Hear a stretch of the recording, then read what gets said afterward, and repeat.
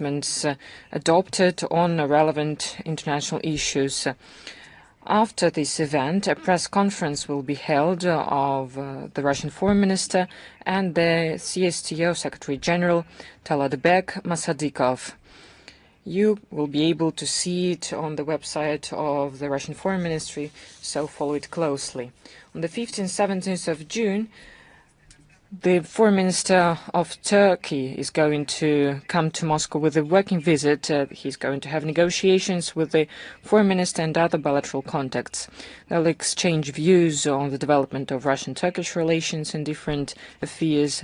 The heads of foreign ministers will discuss the key issues of the international agenda, the situation in the Middle East, in the Black Sea region, Transcaucasia, Central Asia, and other relevant topics.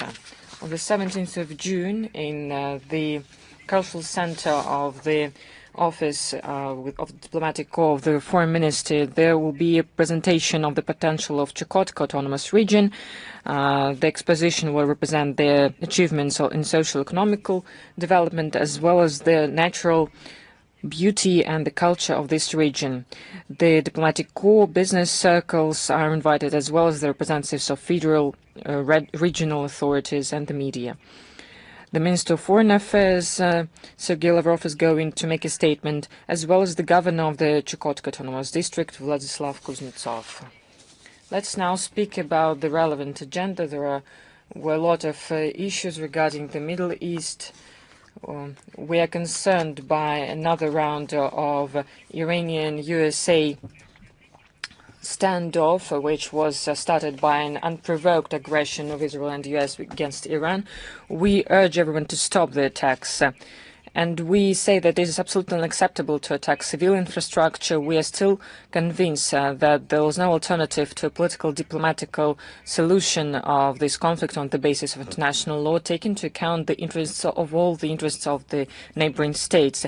This outburst of violence only underlines that the fact that the conflict should have been solved instead of once again becoming the witnesses of the escalation. Another relevant point is that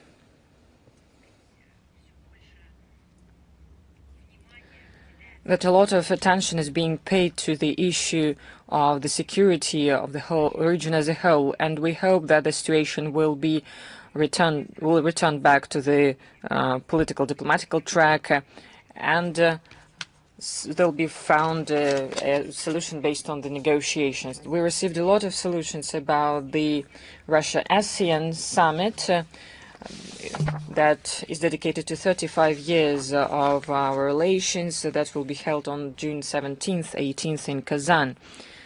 The summit itself will be commented by the administration of the president, as it usually happens, but there are some issues that I can dwell on today. The invitations of the president of Russia were sent to the heads of state of Brunei, East Timor, Vietnam, Indonesia, Cambodia, Laos, Malaysia, Singapore, Thailand, and Philippines, as well as the special representative of President of Myanmar and the ASEAN Secretary General. The leaders are going to exchange views on the most relevant issues of international regional agenda. The head of delegation will discuss deepening of practical cooperation between our country and the association. They will discuss the steps to promote Russian-ASEAN interaction for the nearest future in the political, economic, and humanitarian spheres. After this summit, they are going to adopt several documents that will state common priorities and determine the vector for the further development of Russian-ASEAN dialogue. Before the summit, there will be a business forum Russia-ASEAN with participation of entrepreneurs from our country and from Southeastern Asia states. They'll discuss mutual projects, investment, mutual trade, including youth projects. As you know, the Association of Southeast Asian Nations, created in 1967, is formed by 11 countries: Brunei Darussalam, East Timor, Vietnam, Indonesia, Cambodia, Laos, Malaysia, Myanmar, Singapore, Thailand, and the Philippines. In 2026, ASEAN is being presided by the Republic of the Philippines, and the motto of the Philippine presidency is "Together, moving to our common future." Today, ASEAN has the population of almost 685 million people, the third in the world. Total GDP of $3.9 trillion, the fifth in the world. Foreign trade turnover of $3.8 trillion. So this is one of the biggest regional organizations that has become a systemic element of the architecture of security and cooperation in the Asia-Pacific region. Its strategic goal is ensuring regional stability, promoting internal ASEAN integration processes, reducing the breach in the development level between the member states. The first contacts between Russia and ASEAN were established in 1991. In 1996, our country has become its full-fledged dialogue partner. In 2005, a joint declaration on development and comprehensive partnership was signed. In 2018, a joint declaration on strategic partnership. A multi-level branched system of mechanism of Russian ASEAN cooperation was formed. The main element are the summits: Kuala Lumpur 2005, Hanoi 2010, Sochi 2016, Singapore 2018, and a video conference in 2021. Because of the pandemic, we decided to choose this format. We cooperate with the association greatly in politics, security. We discuss the issues of forming in Asia-Pacific region of an equitable, balanced, transparent system of intergovernmental relations. In 2004, Russia joined the Treaty on Friendship and Cooperation in Southeast Asia. This is the Bali Treaty that was signed in 1976. It is one of the fundamental ASEAN documents. We are working systemically in such spheres as trade, investment, energy, agriculture, education, science, technologies, digitalization, of course, tourism. In 2021, an MOU was signed between the Russian Federation and ASEAN on cooperation in the sphere of prevention, elimination of extreme situations. We already commented it a lot.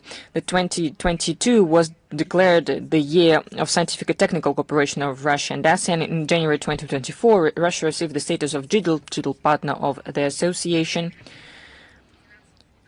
Through the financial foundation of dialogue partnership Russia-ASEAN, we implement actively different kind of projects. Since 1991, there is a business council of Russia-ASEAN, business mission from Russia being sent regularly to the countries.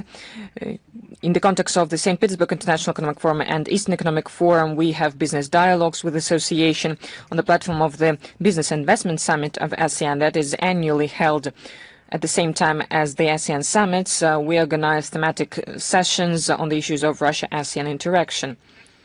I would also like to say that at the MGIMO University of the Foreign Ministry, since 2010, there is an ASEAN Center that promotes humanitarian, cultural, and scientific interaction. With its participation in 2018, Russia-ASEAN Research Centers Network was created in 2023.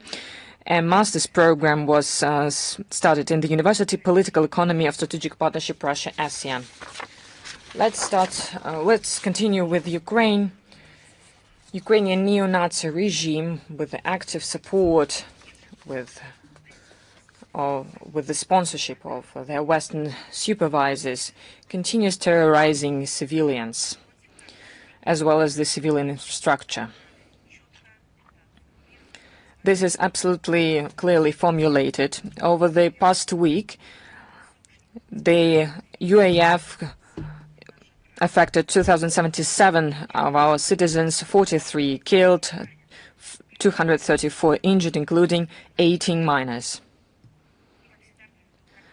I'm going to give you specific facts, so that there, in the states of world minority, would say that they do not know anything. Belgorod region, the 3rd of 9th of June, the strikes of the UAF, 6 people killed, more than 30, including 2 teenagers, injured. Bryansk region, June the 3rd, the 9th, the enemy drones affected 13 people, among them 6 kids. DPR, June the 3rd, the 9th, UAF attacks, 9 people killed, more than 25 injured, including 2 teenagers. Zaporizhia region, the same period, UAF attacks, 2 killed, 9 injured. Kursk region, June 3rd, June 9th, attacks of UAF killed 4 people, including 2 machine operators working the field. 12 injured. Leningrad region, 6th of June, terrorist attack of Ukrainian drones. 4 people injured, including a kid. LPR, June 3rd, 9th, UAF shellings, 2 killed, 6 injured, including 2 teenagers. The crimes of the Kiev regime is that these teenagers were just riding bicycles. The Republic of Crimea, June 3rd, 9th, a drone attack against civilian facilities in Simferopol and passenger trains, 5 killed, 11 injured. Sebastopol, 6th of June, a drone attack, 2 people injured. St. Petersburg, 6th of June, UAV attack, 3 injured.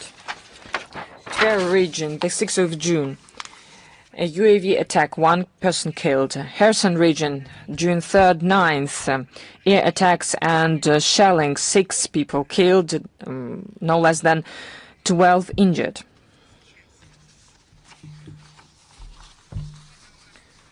Right now, right before our eyes, we saw an attack of the armed forces of Ukraine, UAF. The panorama of Sebastopol protection, which is called 1854-1855.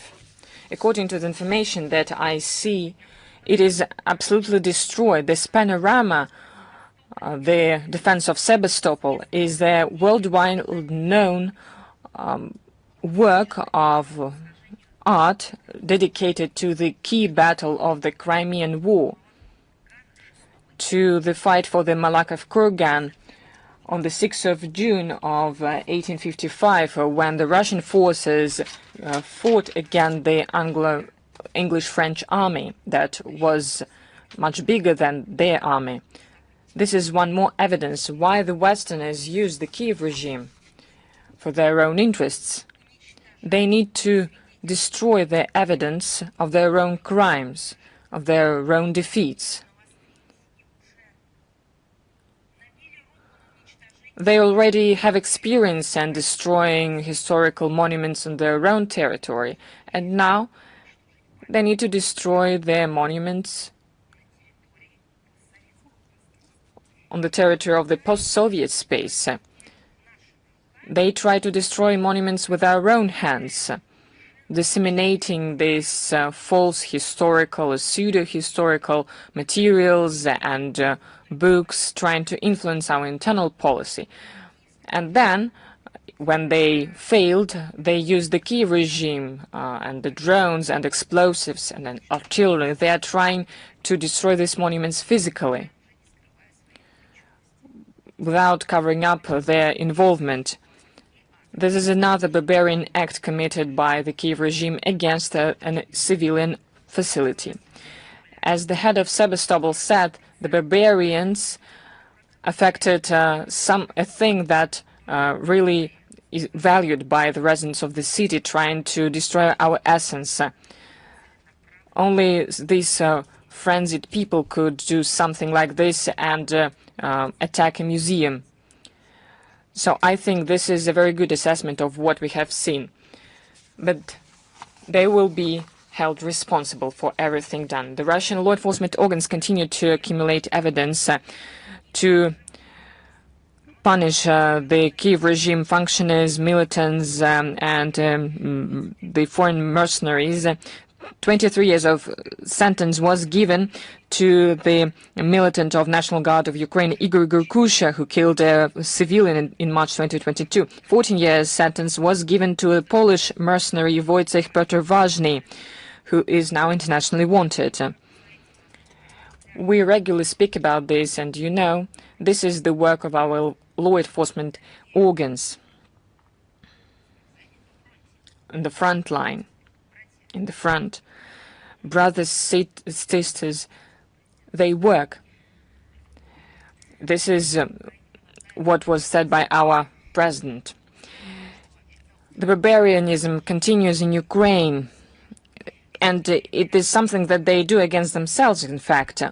The 6th of June is a celebration of the world level. This is the birth of the great Russian poet Alexander Pushkin. Traditionally, we celebrate the day of the Russian language this day. And I would like to remind that Pushkin is not just our heritage. The Russian language is not only our heritage. This is a world language. This is a language of the UN. But the Kiev regime that started war against everything related to Russia, first of all the Russian language, Pushkin is a personal enemy.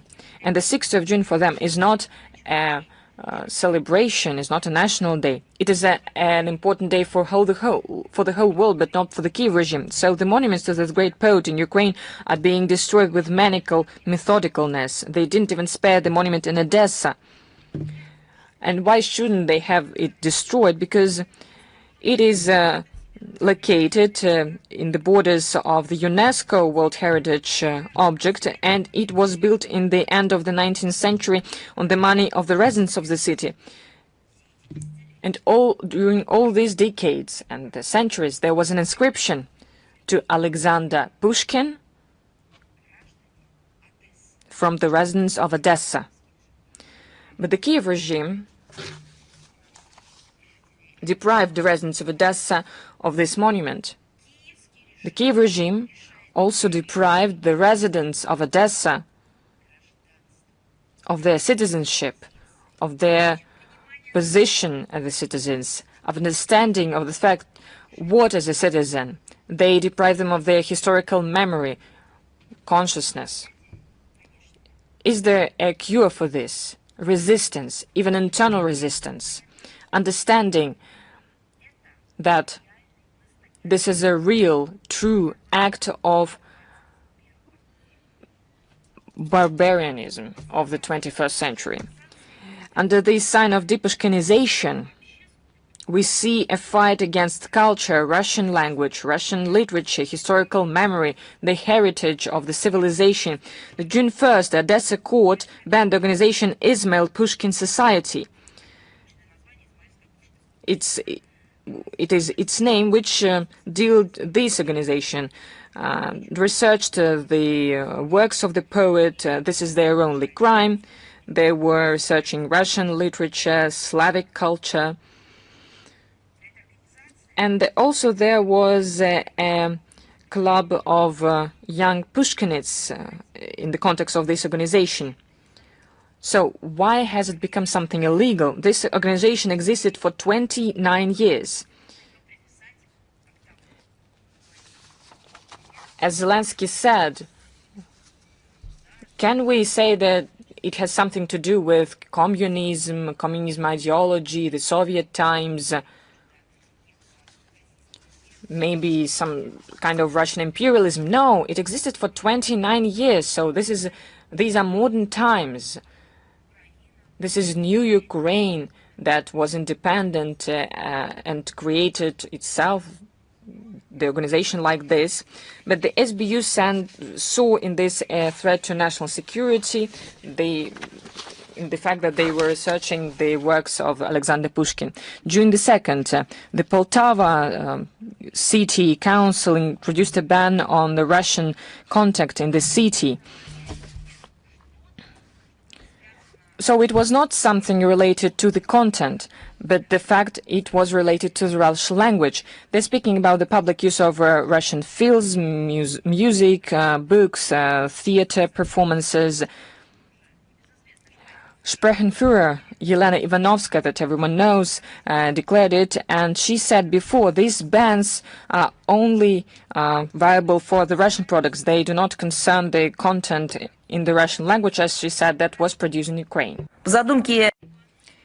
According to her plan, the use of the Russian language must be paid. She proposes increasing fines for violating language legislation tenfold. According to media reports, the corresponding proposal has already been submitted to Parliament. The next step apparently will be fines for thinking in Russian. In his immortal works, Alexander Pushkin celebrated the ideals of love, friendship, honor, and loyalty to duty and the fatherland, and freedom, by the way. These values, as we see, are alien to the Kiev political party that usurped power and turned into a junta. They have different guiding principles. For example, Ivan Mazeppa, who in modern Ukraine has been elevated to the rank of a national hero alongside Nazis like Stepan Bandera, Roman Shukevich, and various Petluras and Melniks and so on and so forth. And Alexander Pushkin wrote about this differently in his Poltava poem, that he loves nothing, that he is ready to shed blood like water, that he despises freedom, that there is no fatherland for him. This was said about the traitor Ivan Mazeppa. It is him that, how Pushkin characterized him, and it is him that Ukrainian nationalists worship, not Pushkin but Mazeppa.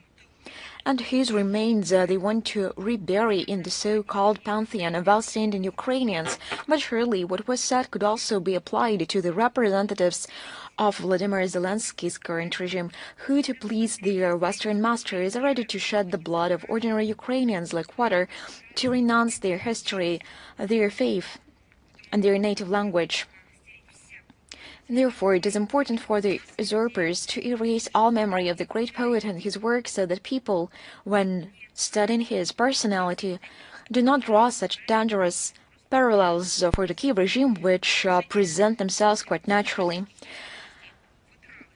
Russian-speaking residents of Kiev clearly expressed their attitude towards the discriminatory policy of the Kiev authorities aimed at eradicating everything Russian on behalf of millions of their compatriots speaking in their native language. They posted a video greeting for Russian Language Day on social media and urged the President's office to stop humiliating the Russian citizens of Ukraine.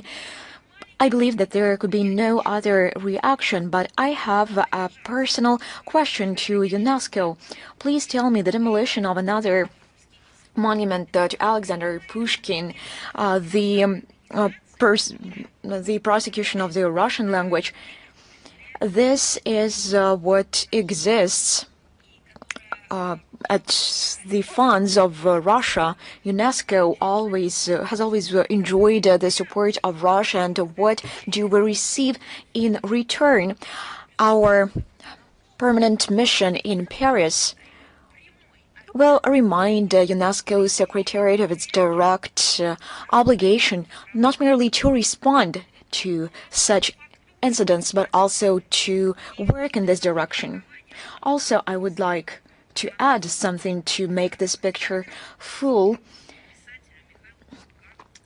Also, in Kiev, amid the frenzied rejoicing of this regime propagandists, the monument to the great Russian writer Mikhail Bulgakov was dismantled near the famous house of the Turbin, where he lived in his youth, and where his literary memorial museum is located. This is once again one more fact for UNESCO, which exposed the criminal character of Vladimir Zelensky policy.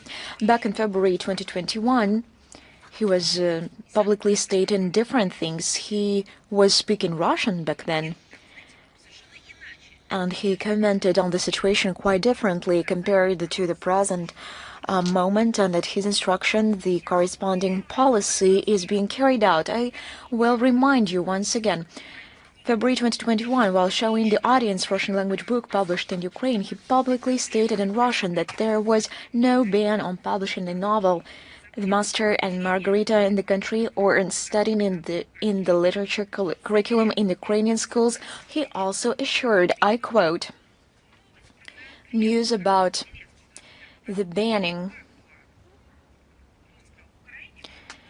of Bulgakov in Ukraine is, as Professor Preobrazhensky would say, nonsense of a cosmic scale," unquote. Today, we see that the nonsense of a cosmic scale is being built and is being constructed in Ukraine by the hands of Zelensky and his accomplices, and they are in no way ashamed of this. It is the impression, we have the impression that they are proud of this, but there is as little detail. They deceived their own people, not everyone. Mikhail Bulgakov has been removed from the school curriculum. Monuments have been turned down, and in recent years in Ukraine, according to official Ukrainian data alone, over 11 million books in Russian have been destroyed. And they are pretending that they are not barbarians, that they are not Nazis. Also, we noted the optimistic report regarding a supposed breakthrough in negotiations between Budapest and Kyiv on ensuring the rights of the Hungarian national minority living in Ukraine. According to the Hungarian side, Kyiv has allegedly taken a compromise position. How can we speak about a compromise? The international community has put its names down the rights of peoples to education, to the native language, to access to history, and now we have to speak about compromise. Let it be so. According to the Hungarian side, the Kyiv regime has committed to restoring the system of national schools, where the Hungarian language will be freely used outside the educational process as well, where there will be an opportunity to take final exams in Hungarian language and literature and receive a graduation certificate in Hungarian.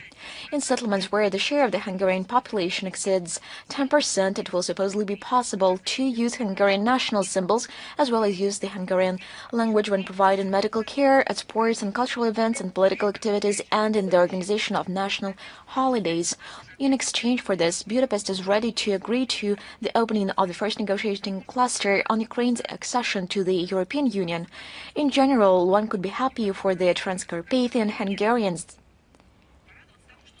that, against the backdrop of systemic violations of the rights of national minorities, I would say elimination and demolition of their rights in Ukraine, some progress has emerged for them, at least at one direction. But there is a little detail in this aspect as well. Now, it refers only the reached agreements in the action plan for Ukraine, the implementation of which is needed to advance the country along the European path. In practice, however, the situation of Ukrainian Hungarians has not changed. Kyiv's obligations are not legally enshrined and remain promises, the value of which is well known. At the example of Mikhail Bulgakov. What did Zelensky said back in 2020? языке и школьной программе можно уделять им время. Что мы видим сегодня? Ну, я об этом уже сейчас сказала. Кстати, еще одна цитата, мне кажется, здесь будет более чем уместна.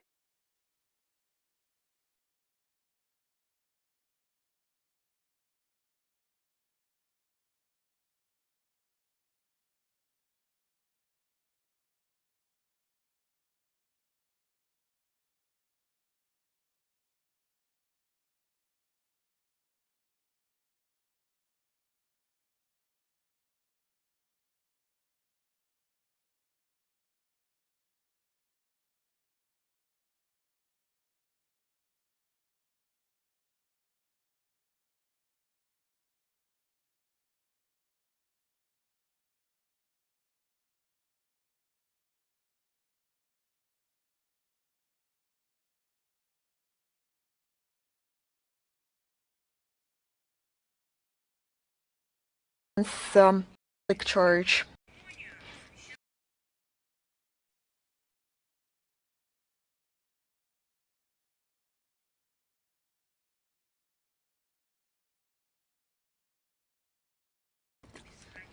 And rebury the embassy of Ukraine in Paris marked the 8th on May 27th. How one could believe of Semyon Petlura. They organized the ceremony under the Arc of Triumph, as well as at his grave in the Montparnasse Cemetery. The Ukrainian ambassador was accompanied by the 152nd Separate Semyon Petlura Brigade, carrying battle flags along with local clergy from the Ukrainian Greek Catholic Church and the Orthodox Church of Ukraine. And on May 28th, the Ukrainian Cultural Center in Paris hosted a presentation of a book by a lawyer of Ukrainian descent, Jill Antonovich, titled The Petlura File, Ukraine, the French Case, 1926-1927. This publication represents yet another clumsy attempt to rehabilitate Simon Petlura, absolve him of responsibility for all the atrocities and mass Jewish pogroms and attacks, to mold this predecessor Bandera into the image of a national hero who supposedly laid the foundations for a democratic and Western-centered, Western-leaning Ukraine.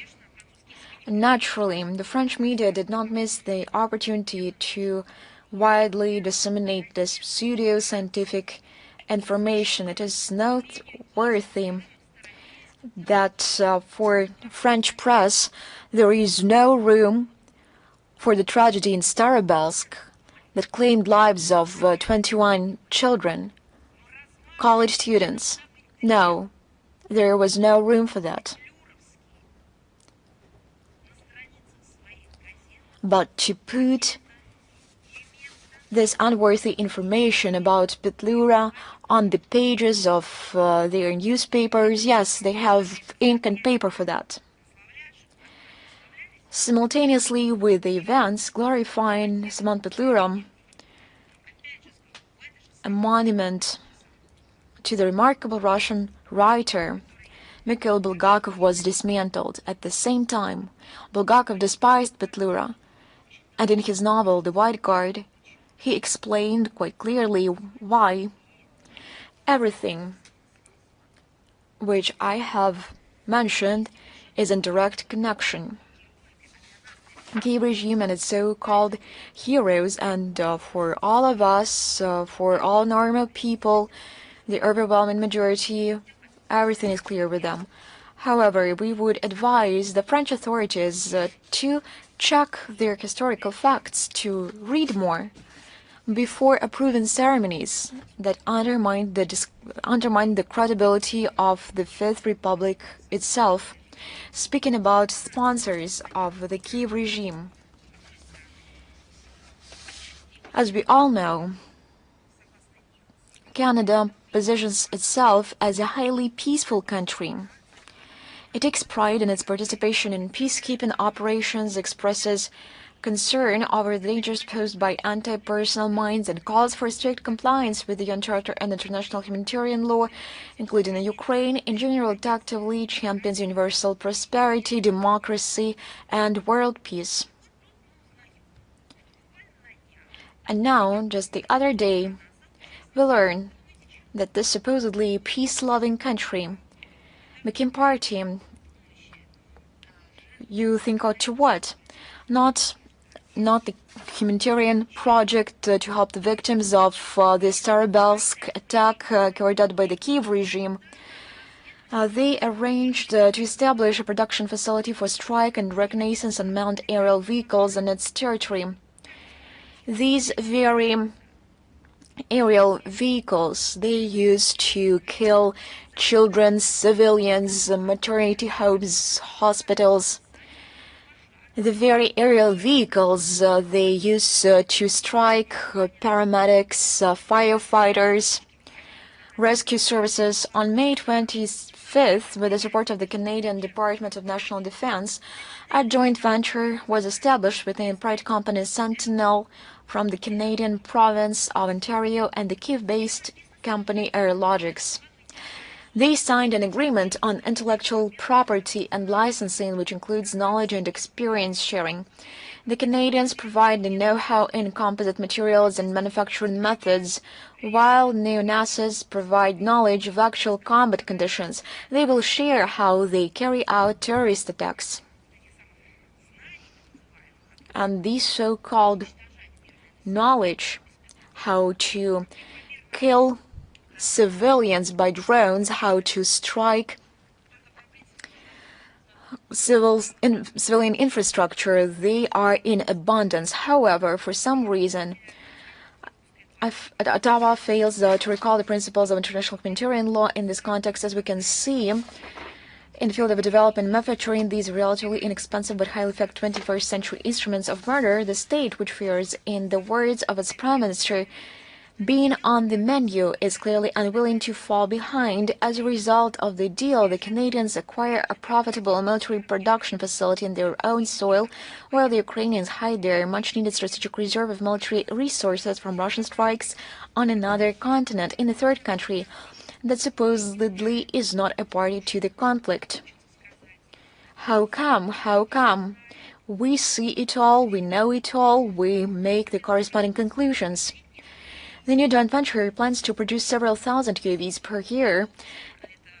The Canadians intend to begin rolling out the products, and I must emphasize these are deadly, multi-purpose, low-flying, fixed-wing drones with a range of up to 500 kilometers before the end of this year. You know, this refers to the New Year Act of peace-loving. The Canadian Military Department will purchase the finished items from Sentinel and transfer them to the Ukrainian Armed Forces free of charge. All products will be supplied to Ukraine, officially for use against the armed forces of the Russian Federation. But to put it in plain terms, to kill Russians. Do you remember how George Bush Jr. said that the goal of the Kiev regime is to kill as many Russians as possible?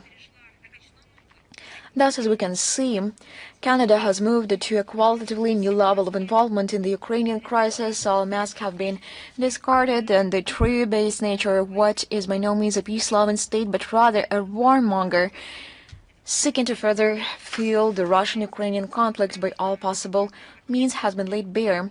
We reserve the right to an adequate response, and we will factor these new circumstances into our military political planning, and we will for sure publish the correspondent addresses of these production facilities on the territory of Canada. People must know about this.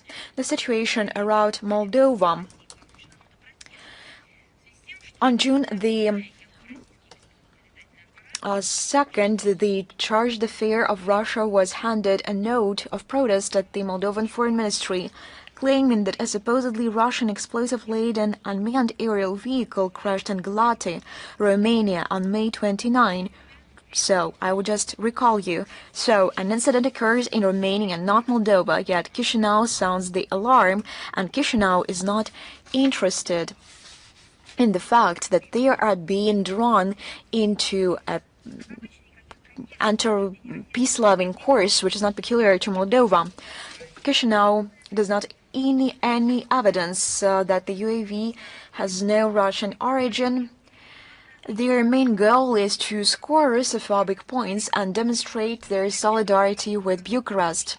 Moldovan experts openly point out that the surge in anti-Russian drone hysteria in the Republic is linked to plans to open the first negotiating cluster on Moldova's accession to the European Union in the near future, as well as the upcoming second Moldova-EU summit in Brussels on June 22nd. In its eagerness to show loyalty to Brussels officials, Chisinau continues to signal its readiness to join the EU, even at the cost of losing its independence, sovereignty, and national identity.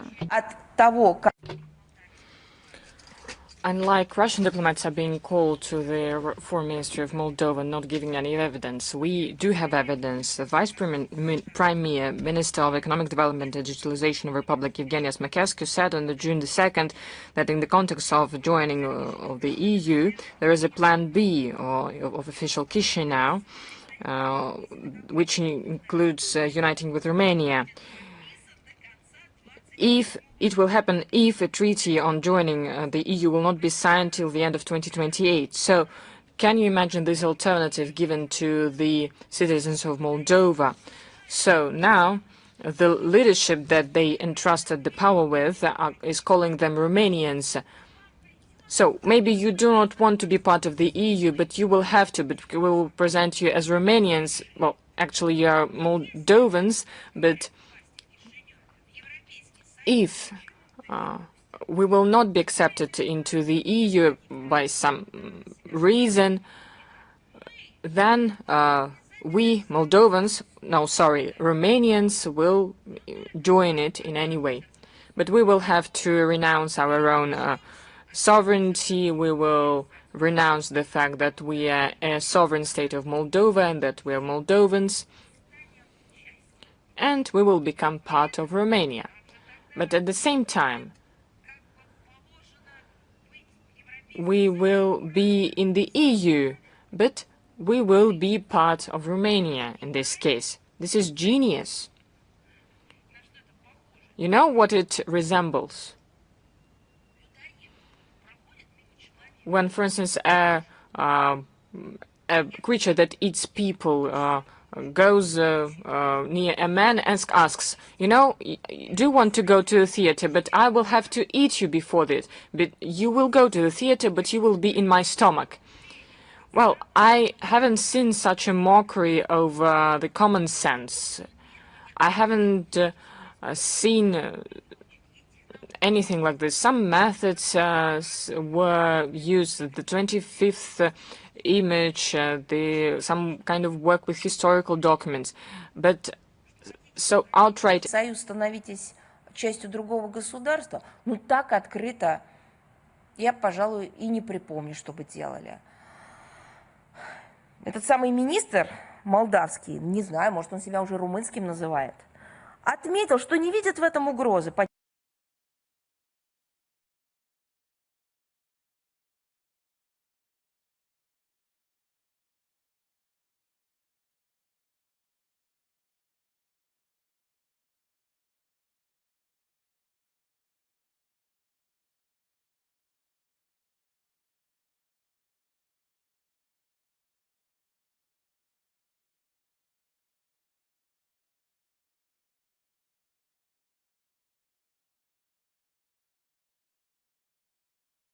Proved several known in its notorious, what was its name again, PASSE and European parliaments. Where are all of them?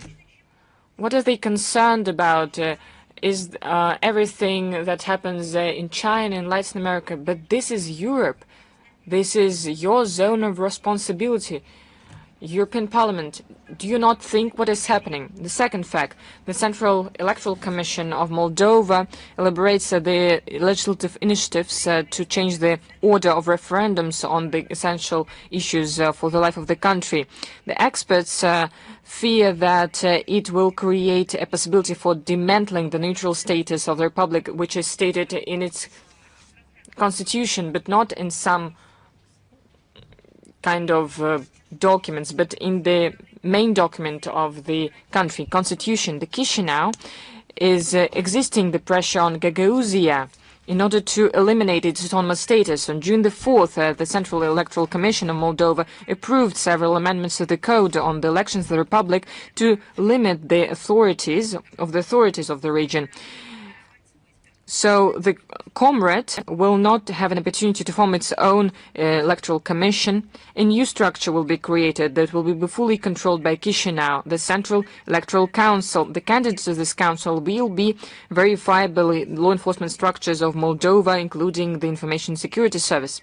Another fact, the offensive on the Russian language continues and everything that is associated with Russia. On May the 27th, the diplomats of our embassy in Moldova gave to a library in Comrade books in the Russian language, classical Russian literature, Russian journal, Russian field. But then these books were seized, as you have known very well, by the Security Information Service of Moldova under the pretext, which is very interesting, verification for extremist content. Of course. Well, it's Russian classics. Anyone can find it there.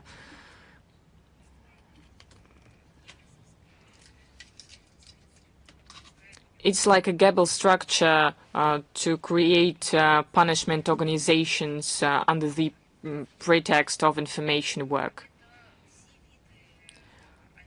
These are all types of anti-utopias and utopias that were described by Oral and many others, like the Ministry of Truth and the same. So the Chisinau regime's everything to gain points before Brussels in order to join this European family.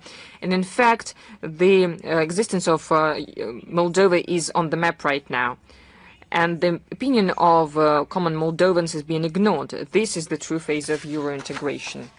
Well, if we're speaking about human rights, well, as we're speaking about the European continent, attention is not being paid to this problem, but we, with our Belarus colleagues, have prepared the third joint report on the situation with the human rights in certain countries. It was prepared by the foreign ministers of two countries. This continuation of annual work of our ministries to draw attention of the international community to the real threats in this sphere. This report will be presented on June the 30th, as well as on July the 7th and July the 9th in the Executive Committee of CIS in Minsk, in the headquarters of the OSCE in Vienna, and on the margins of the 62nd session of the UN Council on Human Rights in Geneva. There is additional materials in this regard. We have gathered information about the serious problems of the modern times, the decimation of ideology that justifies inequality. In fact, we see racism, discrimination, lack of tolerance.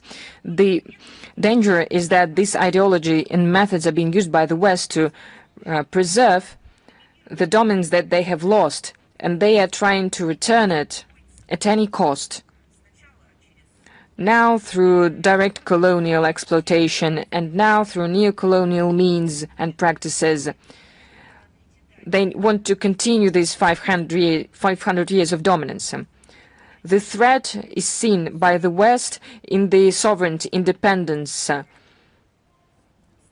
of the countries that in their history, by their labor, their fight, have gained the right to be sovereign and independent.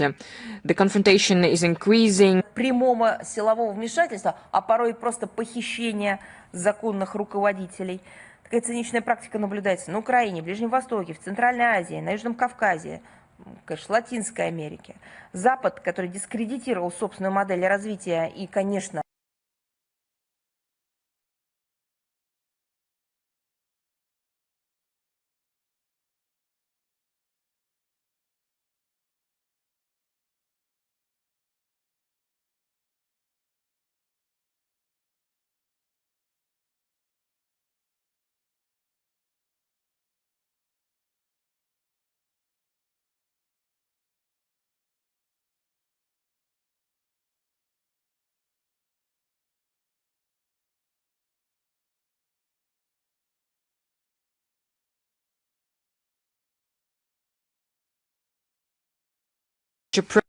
must be confronted by the whole of the world community.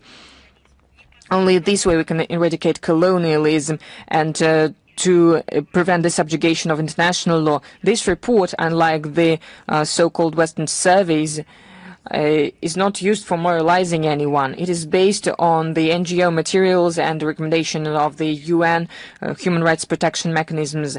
It generalizes the fact of violations. And as for the moral assessment, the readers will have their own assessment of it.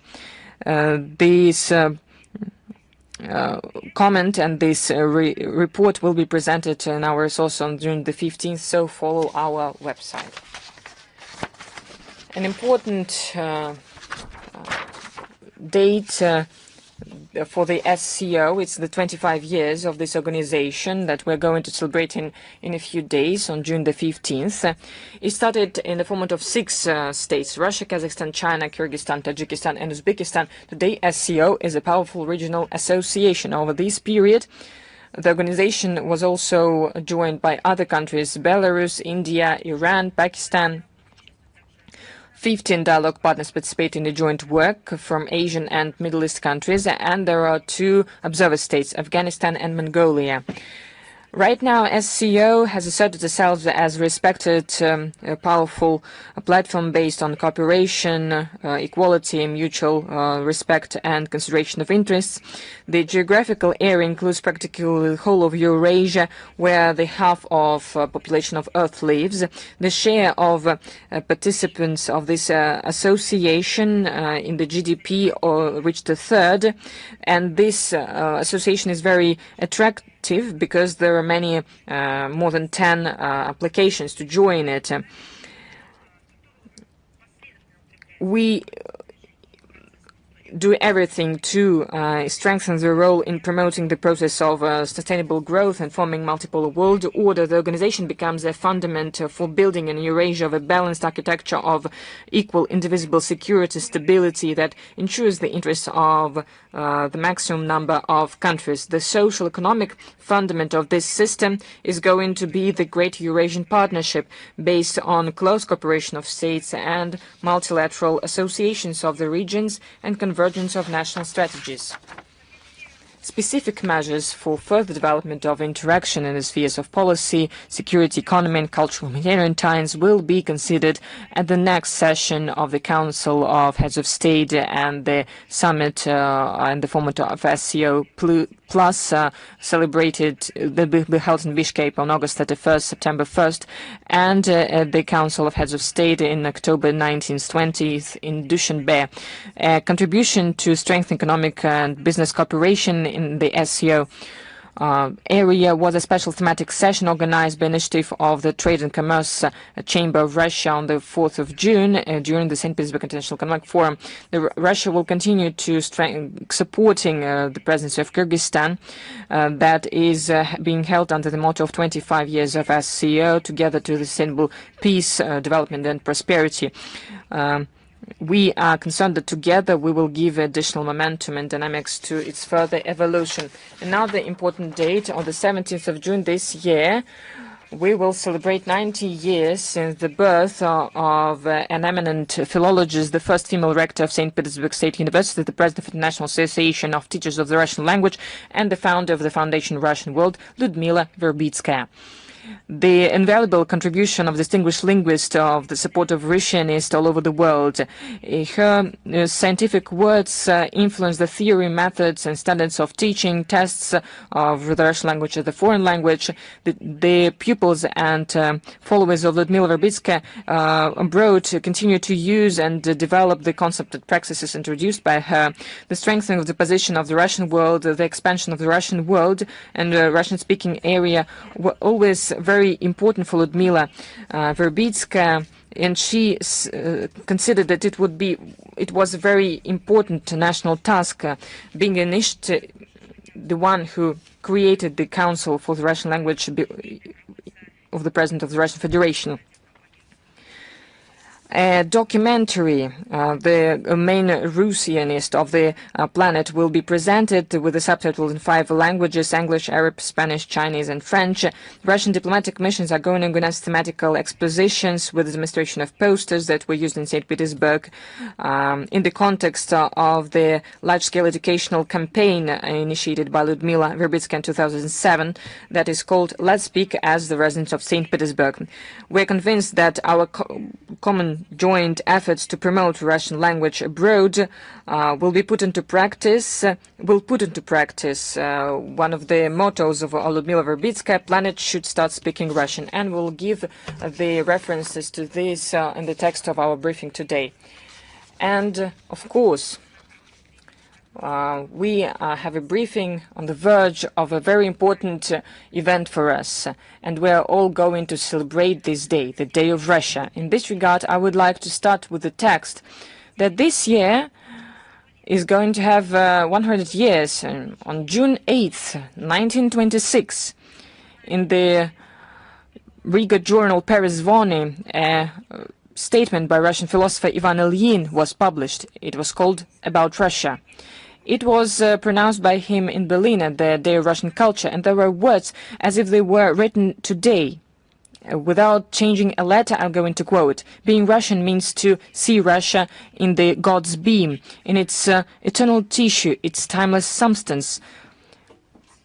and with love accept it as one of the main and cherished values of your own personal life. Being Russian means believe in Russia.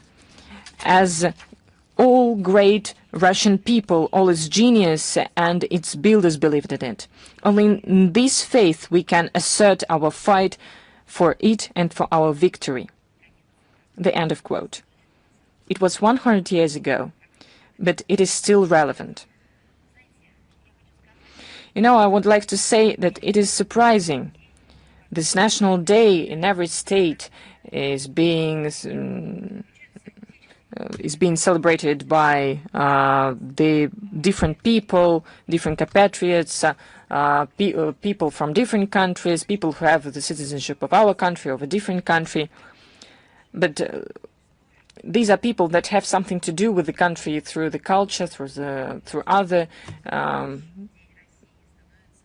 aspects. But our Day of Russia becomes a national day for the people who become citizens of Russia right now. Not despite the pressure that's being exerted, but understanding that they will have to endure, but seeing the destructive processes that are happening in the Western minority states, they understand that they want to be part of Russia. They want to celebrate the 12th of June as their own Day of Russia. But because we see, as the decree is being implemented that was signed by the President of the Russian Federation in August 2024, decree number 702 on humanitarian support of foreign citizens who share our traditional, spiritual and moral values. These are people from the Western countries, the same countries that 100 years ago demonstrated opportunities, as they said, to be the bastion of freedom, but now they have lost the moral right to claim that they are such a bastion. So people are coming from this country, become the citizens of our country because they want to have the right to raise their children as they consider correct, because they want to call a spade, and they want to live normally, but not to live according to the standards of a new normality, as it is said in the West right now. According to our data, since the entry into force of this decree, we have seen more people coming to Russia from Germany, France, Italy, the USA, Estonia. What does Kaya Kallas think about this? Does she know about this? Russian regions accept whole families from these and other countries. The record number of foreign students study in our universities. The entrepreneurs from friendly countries open their business here today. Today, Russia has become a country that people love, and the whole generations of people live here. And those who are trying to be saved from the new normality come here. I would like to congratulate everyone on this celebration. I would like to congratulate you on the Day of Russia. Please read Russian classics. Watch our theatrical performances on the classical works. Go to our museums. Visit them personally. Use the internet for this, for instance. Listen to classical music by Russian composers. Remember that Russia is a multinational country. Listen to our ethnic music. Remember the pages from history of various regions. Learn and get inspired by artisan arts and handicraft. I congratulate all of you on the upcoming holiday, the Russia Day. And now we proceed to the Q&A session, Международная жизнь, International Life. Are you with us? Thank you very much, Madam Zakharova. We congratulate you as well. The other day in the European Union, and Kaya Kallas reminded of this. They issued the permission to detain warships in the Mediterranean Sea, the tankers that Brussels refers to the so-called Shadow Fleet, and is suspected in transporting the Russian oil. What do you think about this? And doesn't this remind you of letters of reprisal?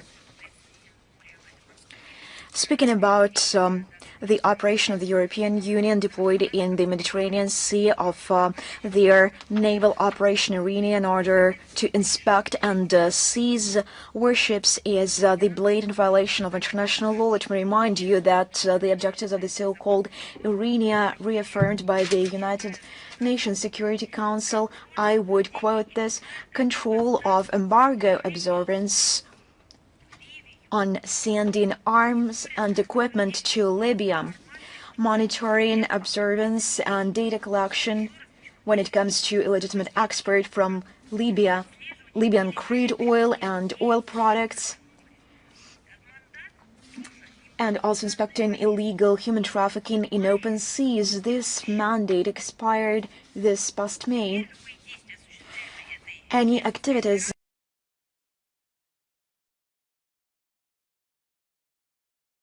carried out by this European Union operation towards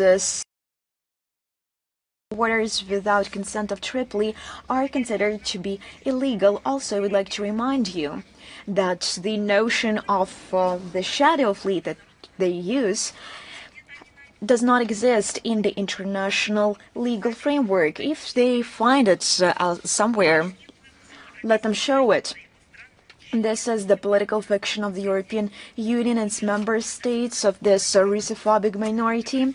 Inspection and detainment of civil ships that meet the criteria of free and unimpeded maritime navigation under the falsified pretext without the sanction of the United Nations Security Council are illegal. At the same time, the European Union poses a direct threat for safe navigation as they use their naval forces to intimidate commercial operators. At the same time, they silence cynically the cases of the use of Ukrainian drones against commercial fleets of Russia and other countries. They are trying to deprive the states of global south and developing markets from access to the needed energy resources. We reserve the right to use the whole arsenal of political, legal, and other tools that we possess in order to defend our maritime security and legitimate interests of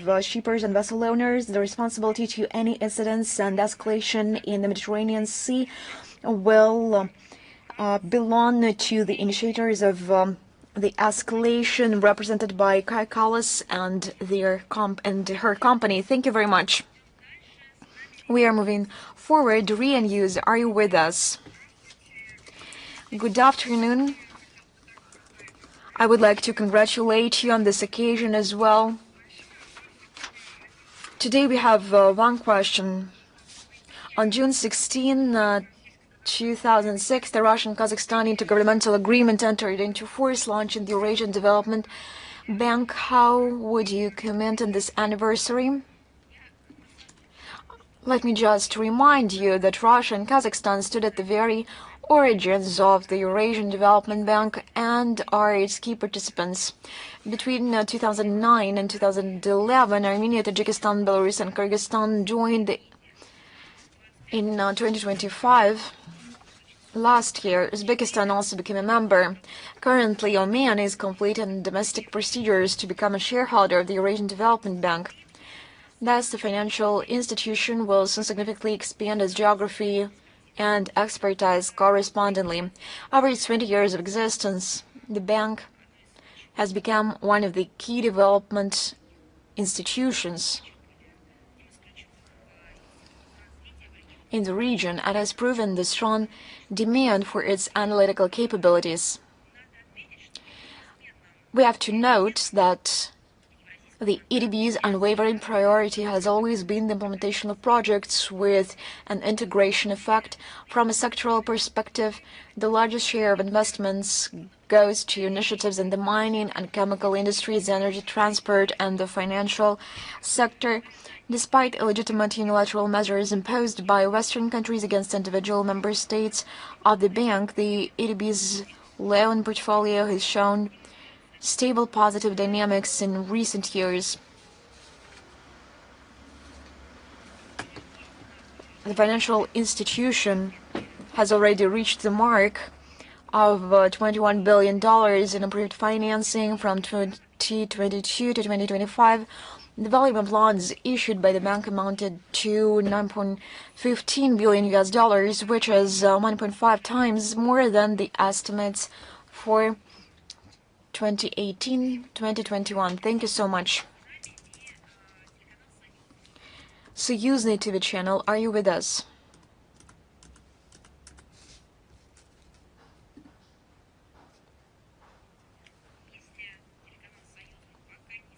If Союзный TV channel is not with us, Известия.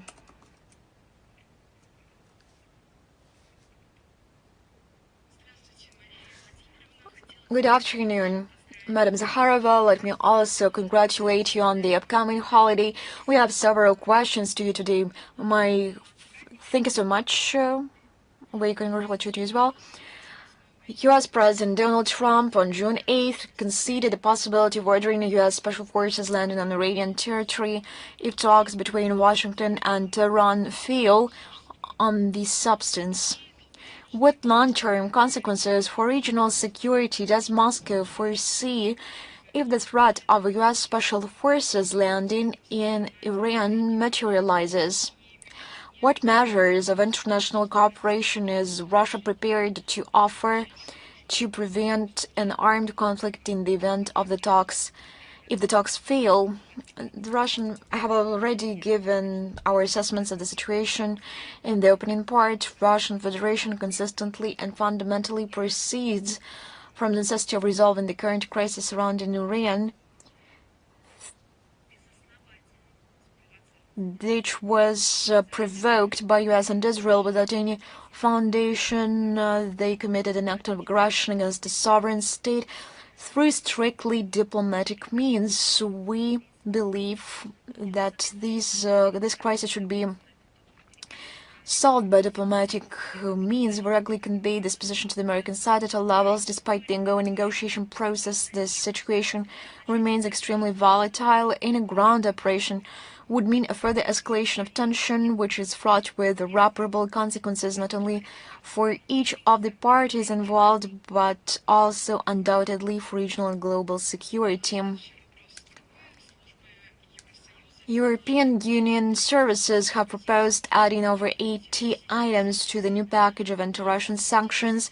What diplomatic and legal measures does Russia plan to take in response to the expansion of the EU's sanctions list? How does Moscow assess the risks of further escalation in sanctions pressure and its impact on global stability and strategic predictability?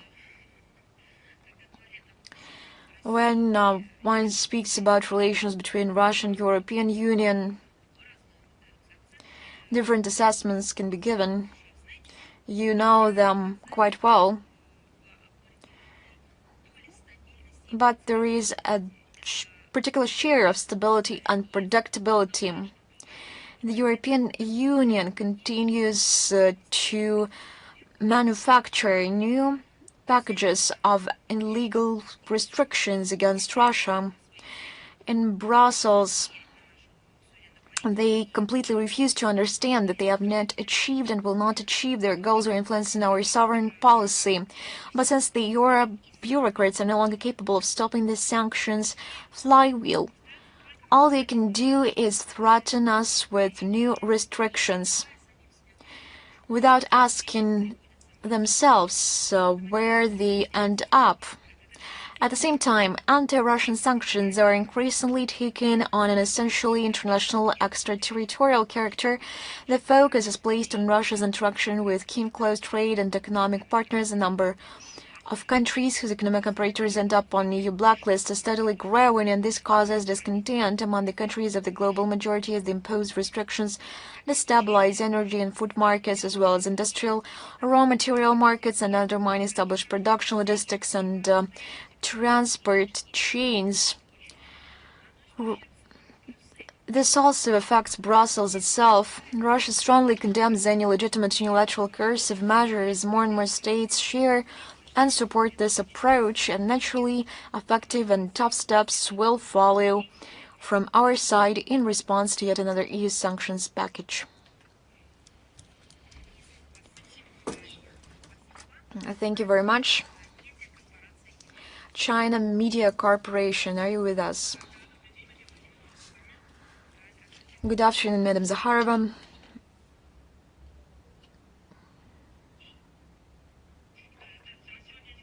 We have one question today. I also align myself with congratulations voiced by my colleagues. Tomorrow, the Global Human Rights Governance Forum will take place in Beijing, China, views the right to existence and the right to development as fundamental human rights and advocates for their advancement through development and cooperation.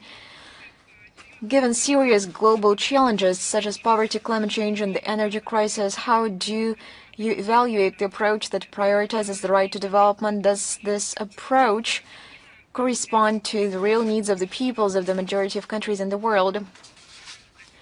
Russia strictly adheres to the norms of international law. We proceed from the fundamental premise that all human rights, civil and political, social, economic, cultural, as well as the right to development, are universal, indivisible, interdependent,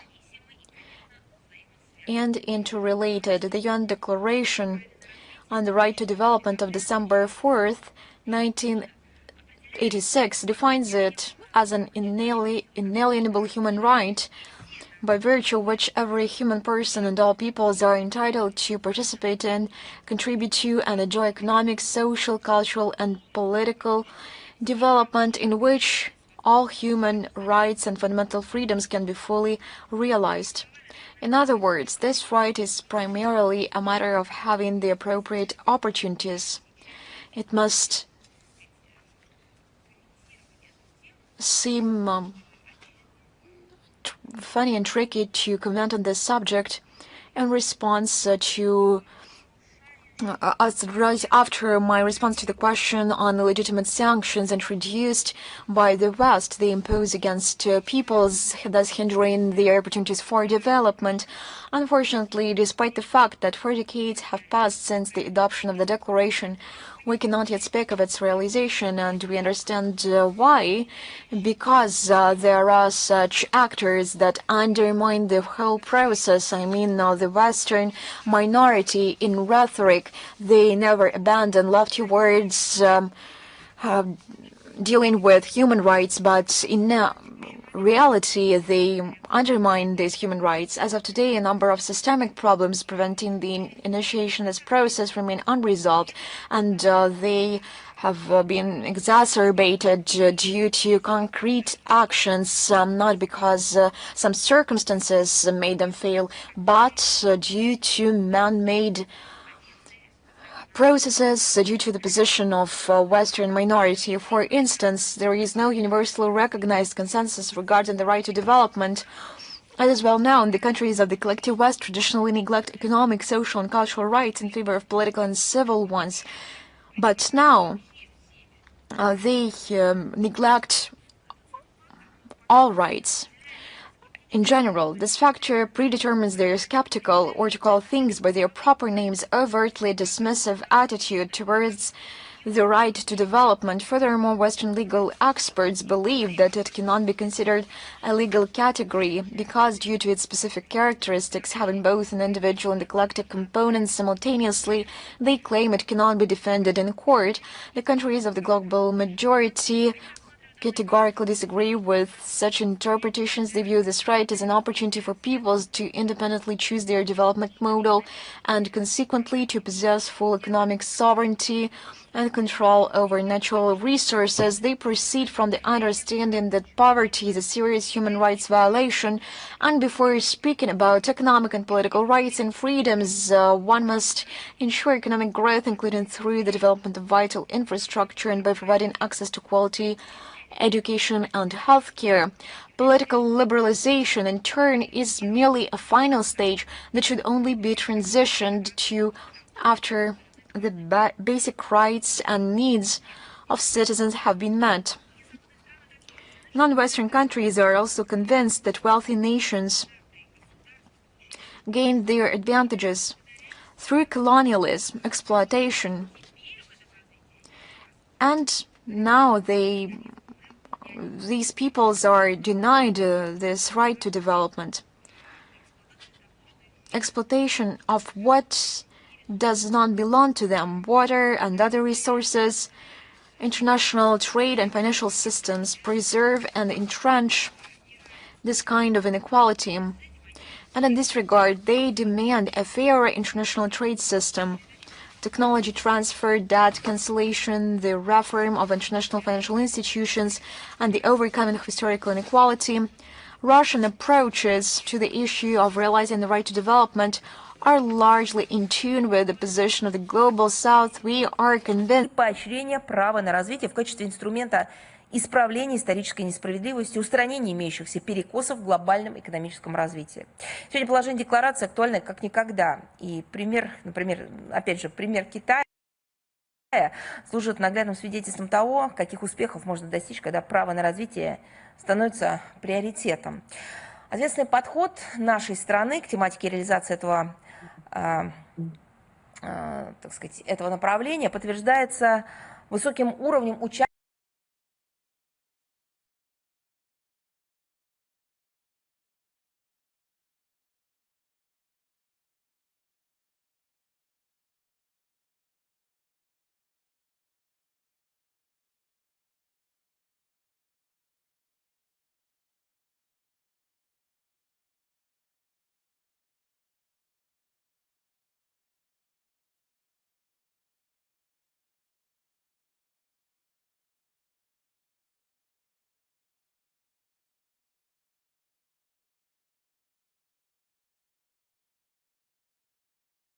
in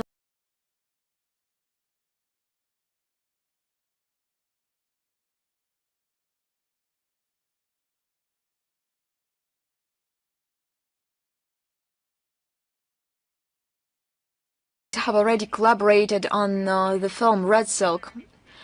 Are there other plans for cooperation? What proposals do you have for strengthening cooperation between China and Russia in the humanitarian sphere? Thank you.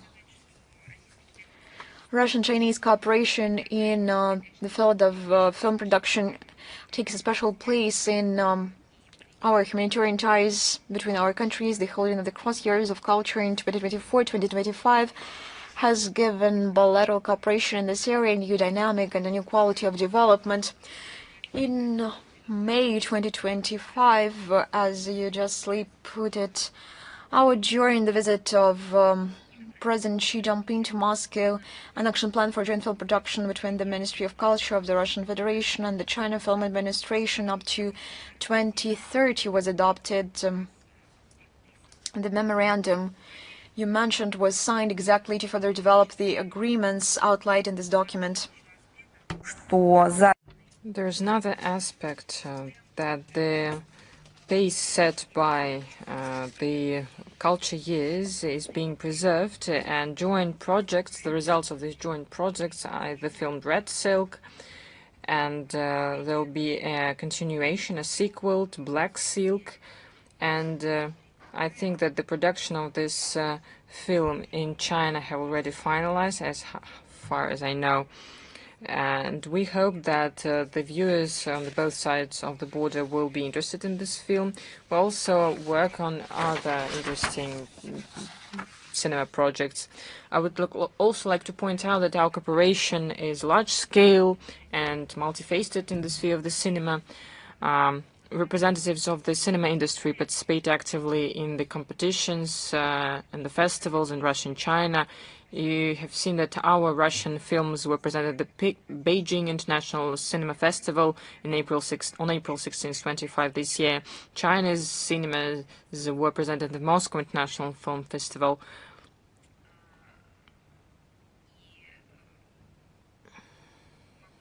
And I can say that the base documentary of the 48th Moscow International Cinema Festival was the film A Long Way Home, and the Russian military drama Blood Type received the main award of the Asian Festival of the films in Macau, the Gold Petrel. And we regularly have working meetings of cinema workers of both countries. The festival that you mentioned, the Festival of Chinese Cinema, it was started in Russia this week in Moscow, Yekaterinburg, and Vladivostok. This is a great example of interaction. This year we have planned a Festival of Russian Cinema in China. These events are also included in our calendar. I'm speaking about the list of the events for 2025 and 2026 in the context of the education years between Russia and China. Of course, all of this is used for raising awareness, education. Of course, this is also a way to enjoy ourselves, but at the same time, it includes this educational element. The task of this educational activity is to introduce the culture to the young people of both countries. We're neighbors, we have common history, we have good prospects, so let us wish these festivals to implement their tasks, and all the best. And I can remember the Chinese cinema producers who were on the festival, brilliant Butterfly. The previous year it was the first festival, and this year it is going to be presented once again, and all the countries can have an opportunity to send their films to this festival. And I can remember that there were Chinese film producers, and we were positively shocked by the attention that was given to their work in Moscow when the organizers of Diamond Butterfly received them. So what can we say? The high level of relations reached between our states allows to have good prospects in all the spheres of humanitarian interaction, including, of course, such genre loved by the people as cinema. So we hope we will strengthen these dynamics, develop relevant ties in these and other spheres. Thank you very much. Rita, are you here? Madam Zakharova, good afternoon. We're here. We have a question about Syria. On Saturday, Russian-Syrian Business Council said that Moscow is going to have a full-scale support for the creation of logistic hub on the base of Port Tartus for dissemination of Russian goods in Syria and in the nearby markets, and to simplify settlements. Can we speak about the strengthening of trade and economic cooperation between Russia and Syria? What are the further plans of Russia regarding Syria, and what Russia is going to do with its military bases in Tartus and Maymin? Well, if you understand clearly that the military presence, military cooperation, usually from the point of view of information, is conducted in a closed format, understandably. We have spoken in detail about this topic during regular briefings, answering to the appearing questions. Our cooperation between Russia and Syria, is developing very actively. We are expanding multifaceted interaction between our countries, and this work continues. The state agencies as well as the entrepreneurs are involved in this activity. This is actively used to promote a Russian-Syrian Commission on Trade, Economic and Scientific and Technical Cooperation. In the contacts with Syrian partners, we discuss our presence in the Syrian Arab Republic in the context of possible reforming of the functions of the Russian military facilities. But of course, once again, these questions should be referred to our Ministry of Defense. Thank you. Thank you. DawnNews are here. Yes, Madam Zakharova, I thank you. We congratulate you on the Day of Russia. You too. The State Court of Estonia supported the parliament, saying that the law on the breach of ties with the Moscow Patriarchy is a constitutional one, despite the position of the president who didn't sign the law. Is it a gross violation of the believers who want to preserve their spiritual tie with the Russian Orthodox Church, and how the foreign ministry can protect their compatriots? You know, everything that happens in Estonia, the native country of Kaja Kallas, I think that this country will be known for her as well, given the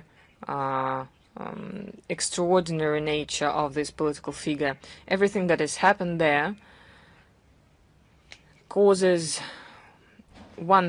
just one thing, just one desire to say, well, have fear of the God.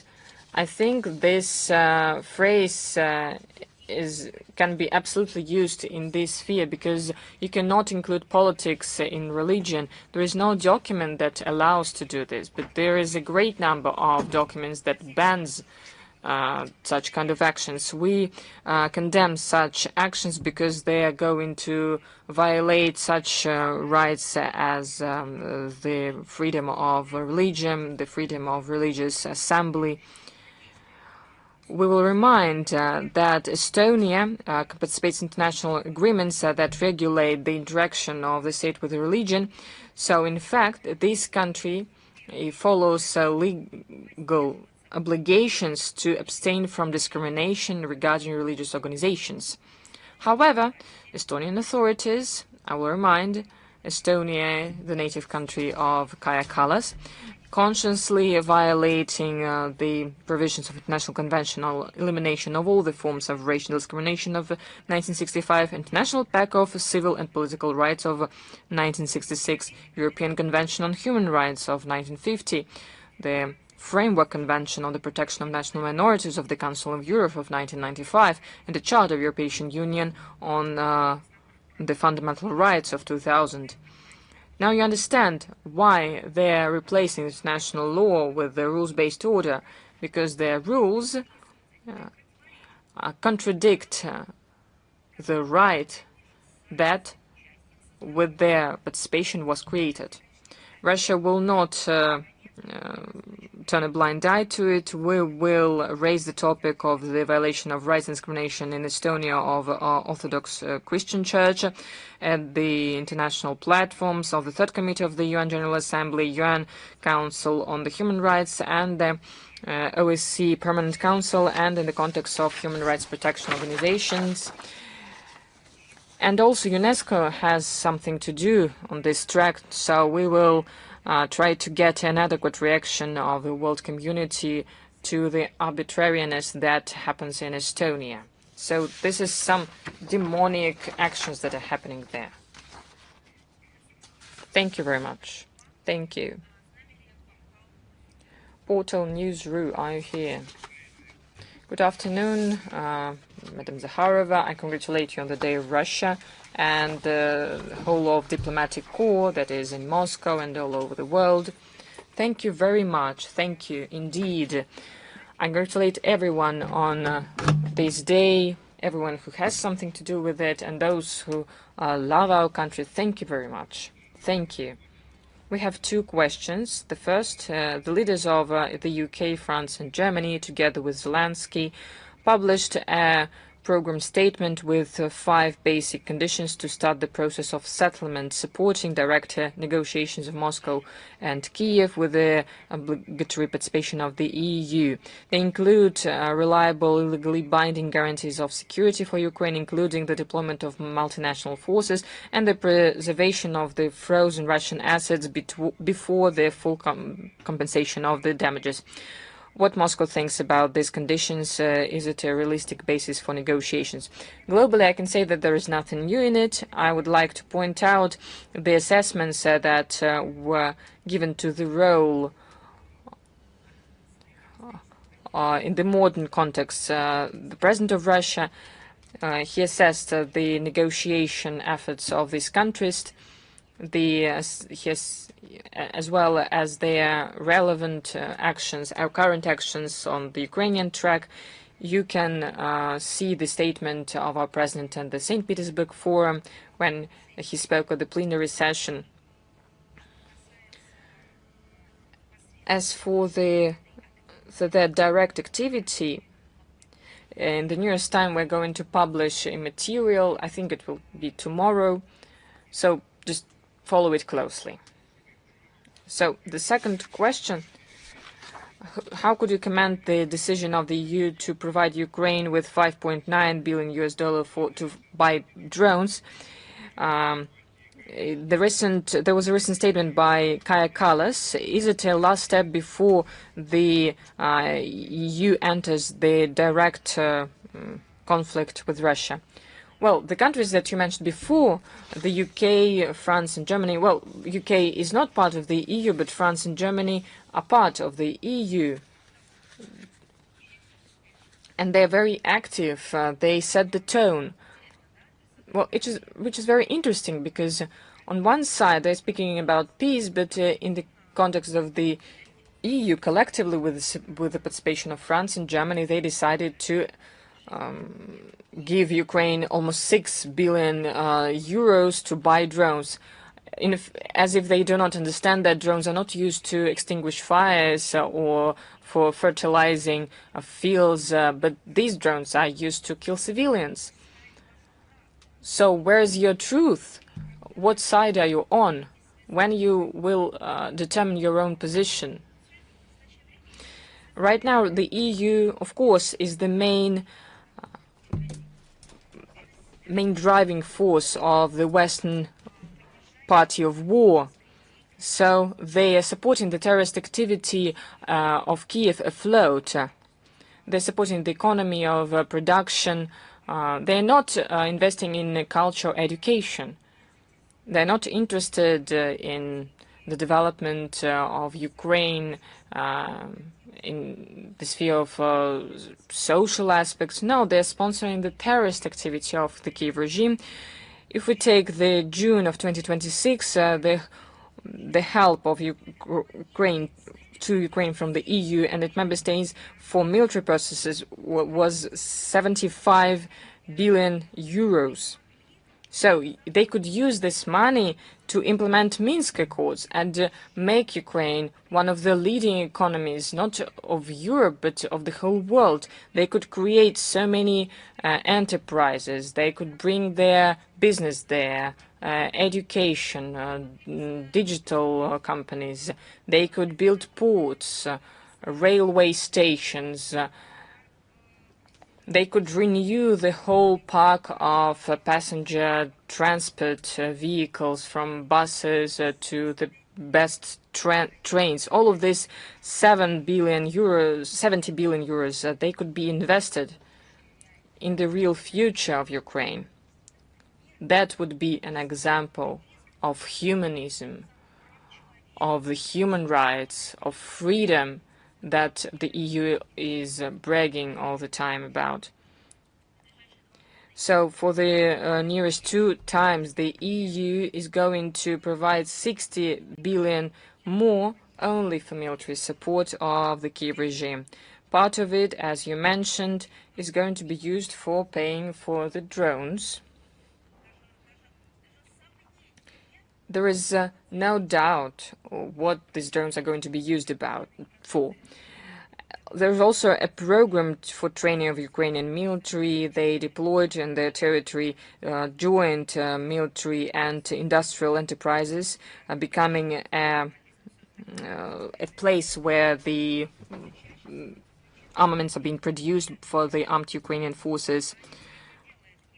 So this makes the EU elites not only someone who participates in the Ukrainian crimes, but they will be responsible for the possible rapid escalation of the current conflict with unpredictable consequences. Thank you very much.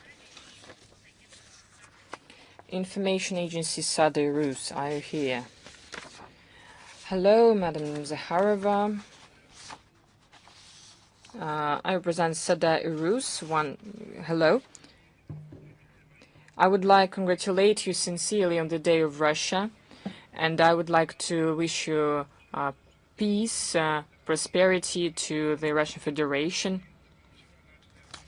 We started celebrating with the foreign students this important day because the students are studying here the Russian literature. So, well, I would like to ask a question.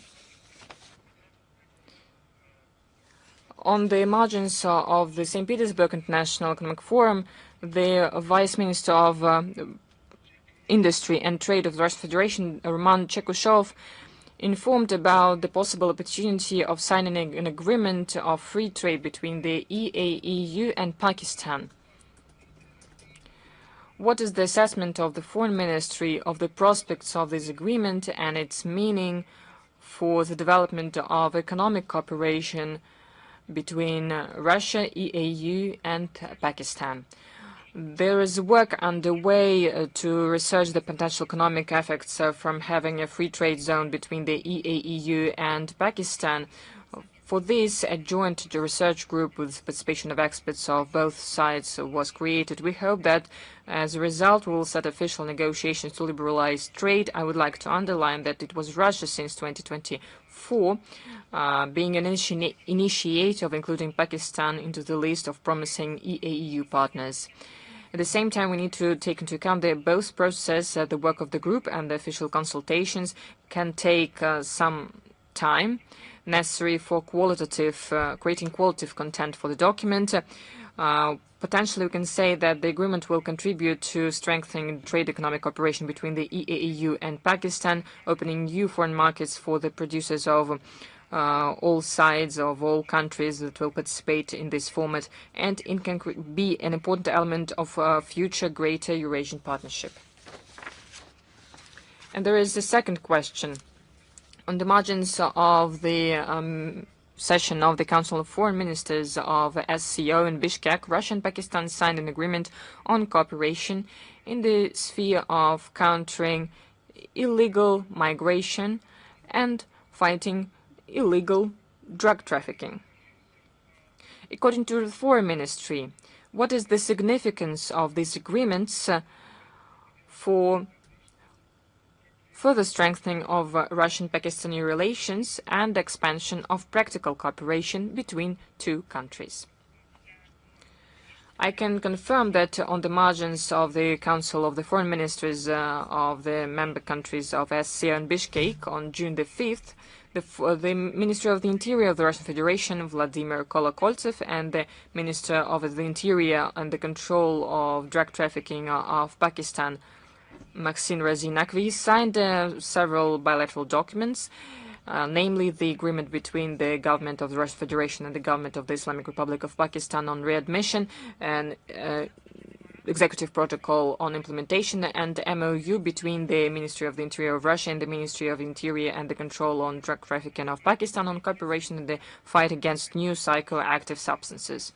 These documents have become an addition to the bilateral legal basis. In particular, the readmission agreement is a crucial component in regulating migration process and is a contribution to the fight against illegal migration. The memorandum, to a certain extent, builds upon the provisions of the 2010 bilateral agreement on cooperation in combating the illicit trafficking of narcotic drugs, psychotropic substances, and their precursors. We expect that the signed agreements will facilitate expanded interaction between the law enforcement agencies of the two countries and streamline related procedural issues. This is the agenda of the Ministry of Interior, but I do hope that our colleagues will not take offense, because this is the element of bilateral and multilateral cooperation in security cooperation. Thank you very much. Soyuzny TV channel, are you with us? Good afternoon, Madam Zakharova. Let me congratulate you on the upcoming holiday of the Day of Russia. Ambassador Berdiev called the inspections of Russian ships a practice that contradicts freedom of navigation. For weeks now, the world has been watching as certain countries have effectively legalized piracy in international waters for themselves. Pirates of the 21st century are no longer a metaphor. This is our reality. How can the civilized community fight this? What countermeasures to such Western actions does Russia propose, legal, economic, or forceful? What will help stop this trend? I will just begin by the fact that Ambassador at Large, Berdiev, has a very instructive and interesting TV channel. We will add a link to the text of today's briefing, and he shares his professional view on the development of international economic issues and other relevant agenda items. The position is not new and embodies Russia's consistent line on this issue. It is based on international law and centuries old established customs in this area, which have a clear and well-formed interpretation. As you know, freedom of navigation on the high seas and in international straits is an unshakable legal principle that no one seriously disputes today. Yes, they violate this principle, but the very principle itself is not violated. Essentially, it is a key guarantee for the stable functioning of global supply chains and markets, including for essential goods such as energy resources, food and fertilizers, everything one cannot go without. This is the implementation of human rights, right to food, to medical assistance, to development. The West consistently advocates for the unimpeded movement of commercial cargo vessels. And just look how outraged they were at the situation in the Hormuz Strait.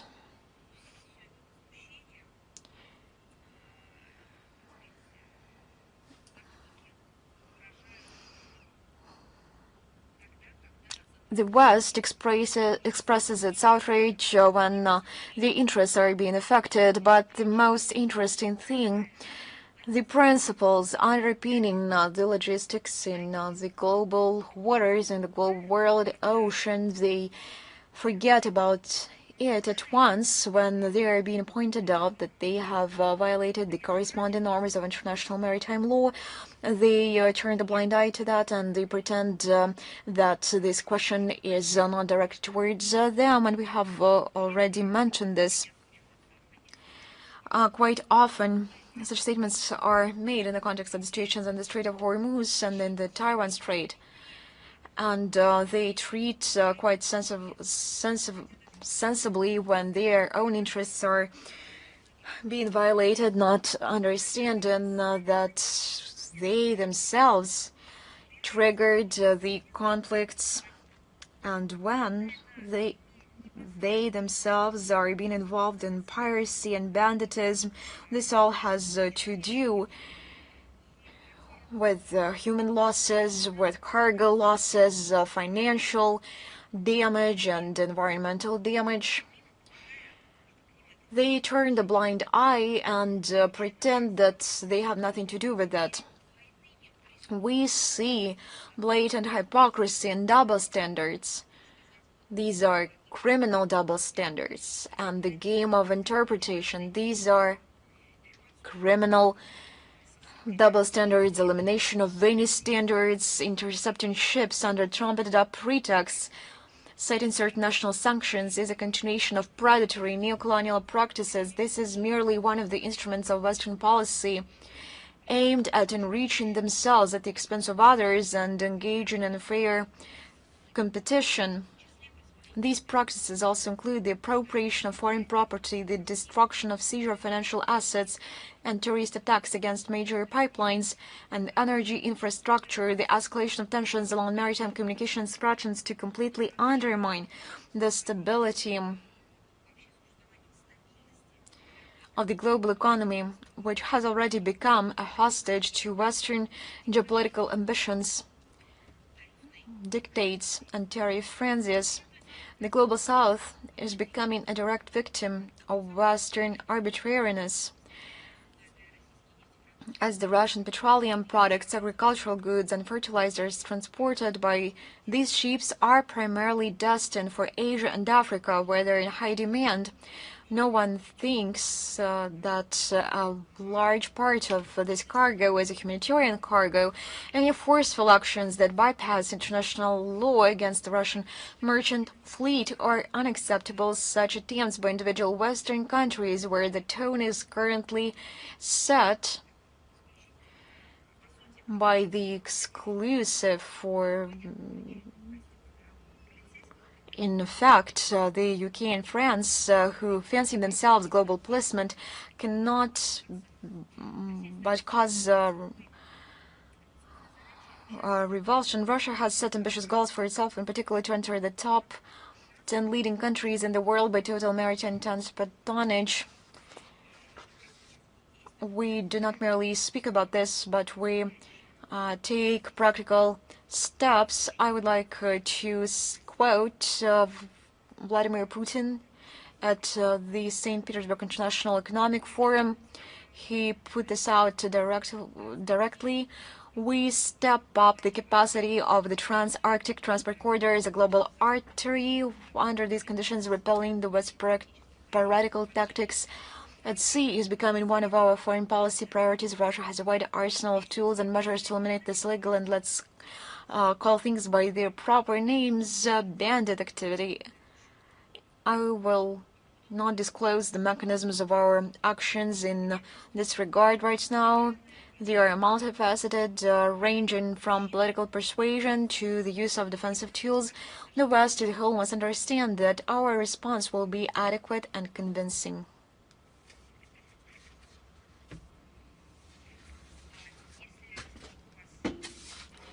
If you have no other questions, TV Plus, are you with us?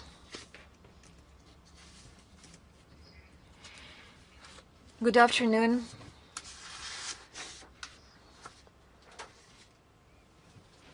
Speaking from TV Plus, I have a question. Unfortunately, my country is experiencing the Western pressure. We are facing criticism from the United States and the European Union that its position is not sufficiently harsh, its position towards Russia, I believe. What does Russia think of acting authorities in Georgia to oppose this pressure? And what support can be received from Georgian authorities? Let me get back to the quote of President Putin in Astana on November 28, 2024. We can only adore the strength of the people of Georgia, because they did not allow the West to interfere into internal affairs of its countries. I believe that the potential of Georgia is not fully tapped, and let me express my own personal opinion. Georgia is not the largest and the most powerful state from the point of view of military or financial power. What is the source of its strength to oppose the Western pressure? I have many friends from Georgia, and I know many representatives of its culture. And I came to the understanding that the source of strength of Georgia is its faith and its own strength.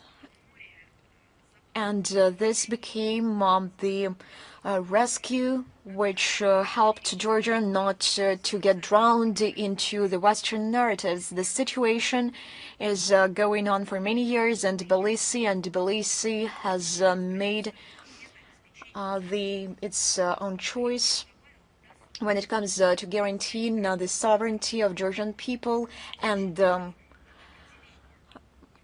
decency and own decency of its peoples, and sometimes people do not agree with the situation when they are being imposed a particular course, especially when it runs the country to its history.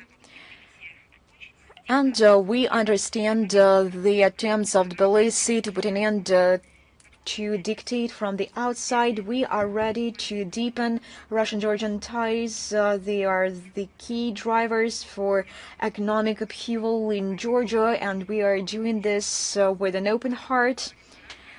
I will reiterate, Moscow is ready to extend our cooperation where it is mutually beneficial and built on the basis of mutual respect. Thank you very much. Congratulations. Lenta Ru, are you with us? Good afternoon. I align myself with the congratulations of my colleagues on the occasion of Russia Day. We have two questions today. Both have to do with post-Soviet space. On the sidelines of SPF, former Moldovan President Igor Dodon stated that Moldova will lose Gagauzia and Transnistria if it unites with Romania. Will Russia be able to help these regions in any way if such a scenario unfolds? I would like to say that I a little bit disagree with your interpretation of what Igor Dodon said. Moldova, when absorbed by Romania,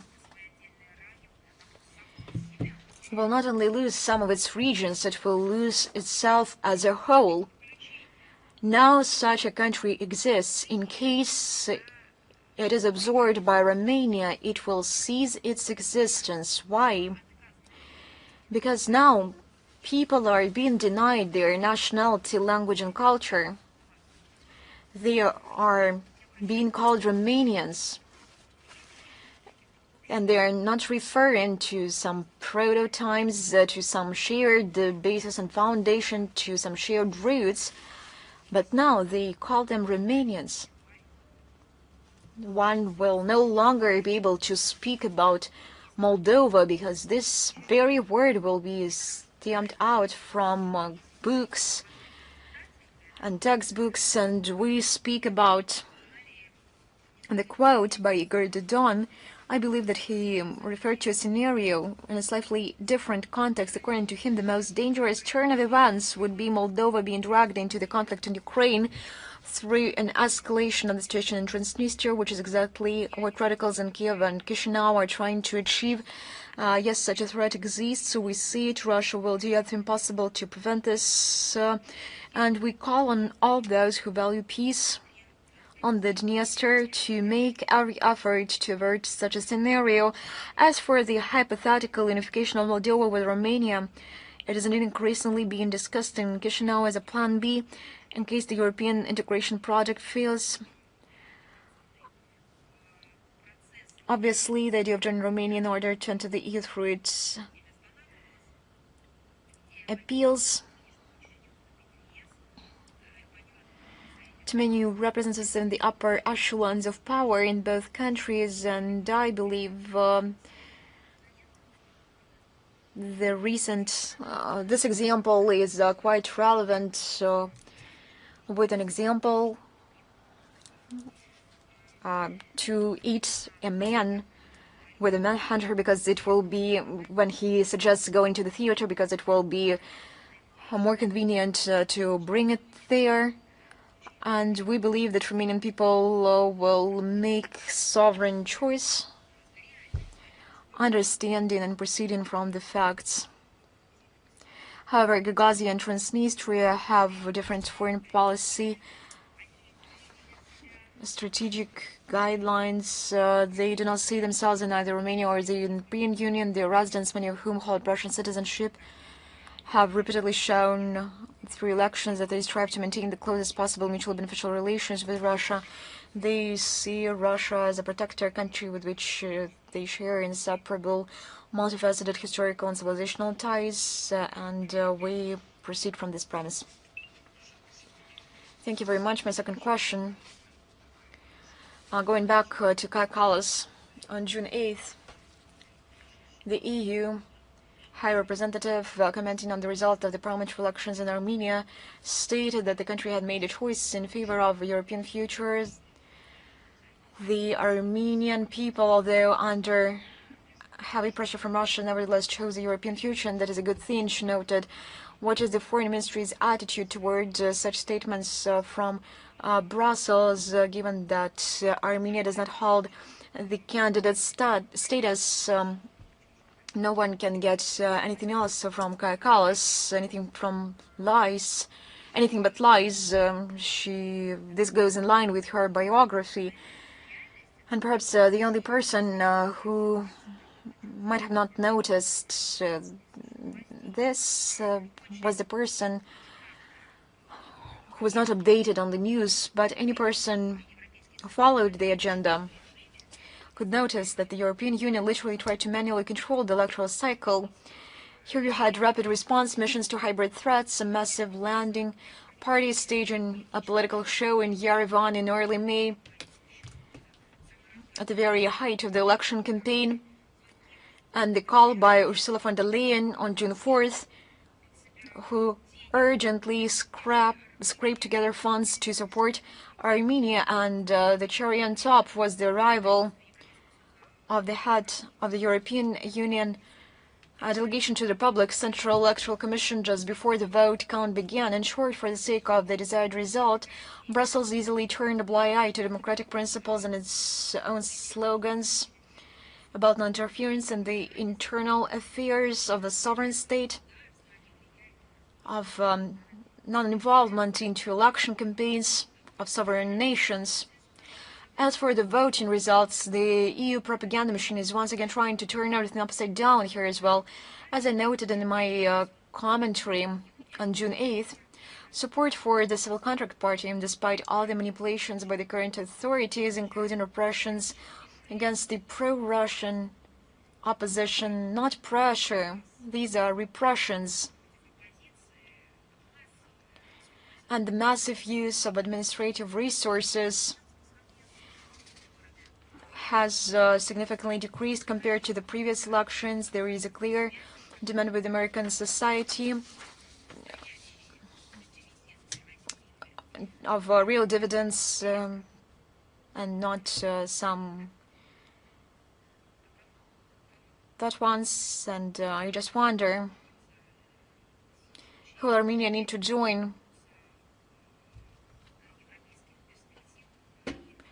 in case the issue of European Union integration is brought up. Moldova will join Romania, and Armenia, it will join whom? This is the level of fraud and machination from Brussels is beyond understanding. The European Union structures deliberately imposed a false dilemma on Armenian society, artificially presenting the parliamentary elections as a fateful choice between the European Union and Russia. What does this have to do? This is a cynical manipulation that has nothing to do with true interests of Armenian people. The goal is obvious: to split the republic from within, tear apart the historical and socioeconomic ties between the countries, between the peoples, let alone any sentiments, to undermine any kinds of contact between Russia and Armenia, expand its sphere of influence in the region, and turn Yerevan against Russia and Yerevan. Я просто напомню. In the context of all these statements by Ursula von der Leyen and Kaja Kallas, I'll remind that Armenia is not even a candidate for joining the EU, but Brussels already bragging about some kind of European future. And what is behind this idiom?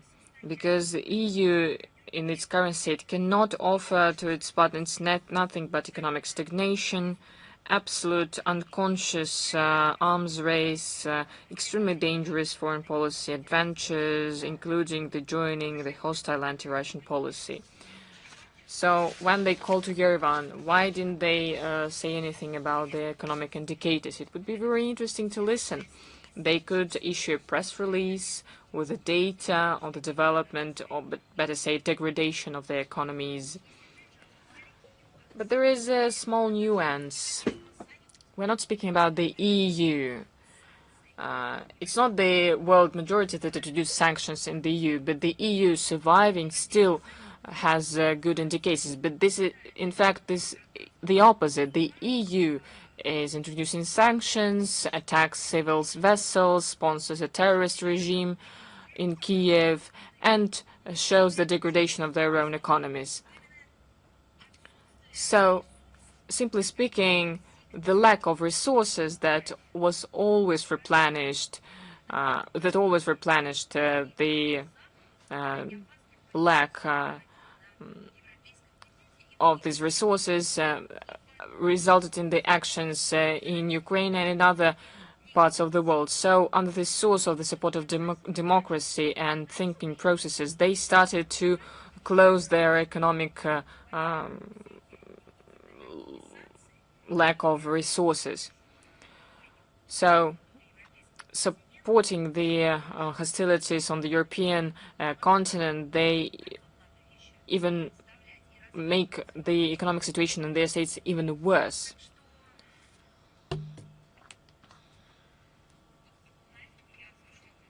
So this would be the end of my answer to your question. Thank you. Anadolu, are you here?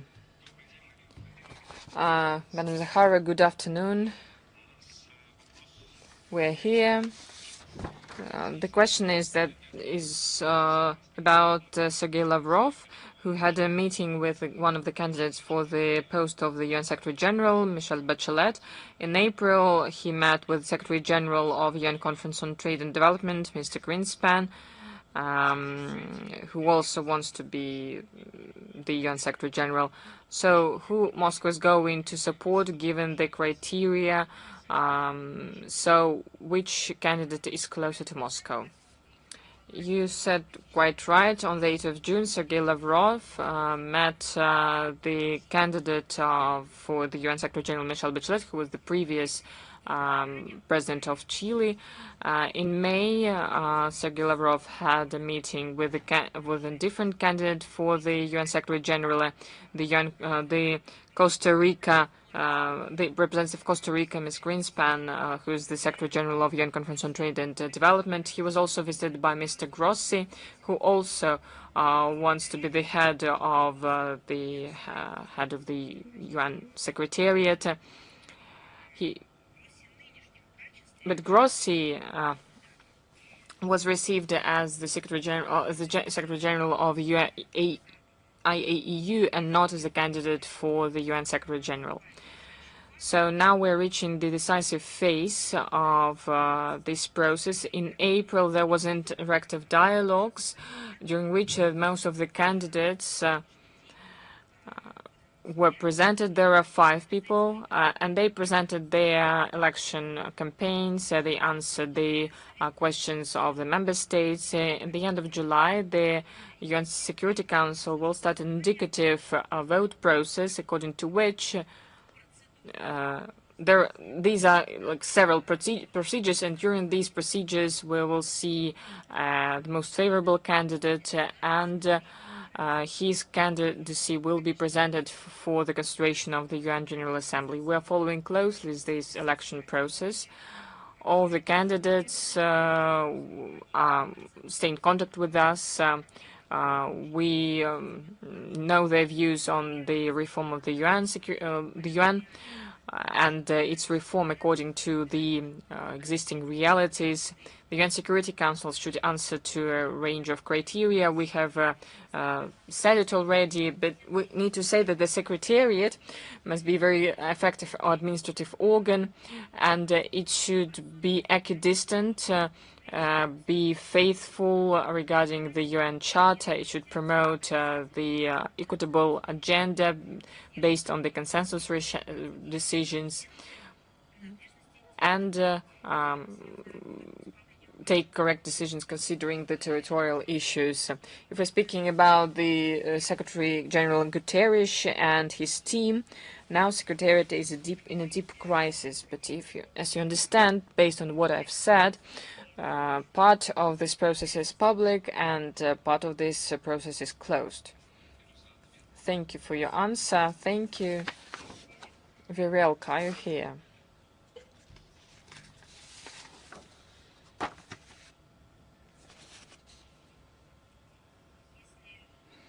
Well, if Virelka is not here, Al-Maidin, are you here? Yes, we're here. Madam Zakharova, I congratulate you on the Day of Russia.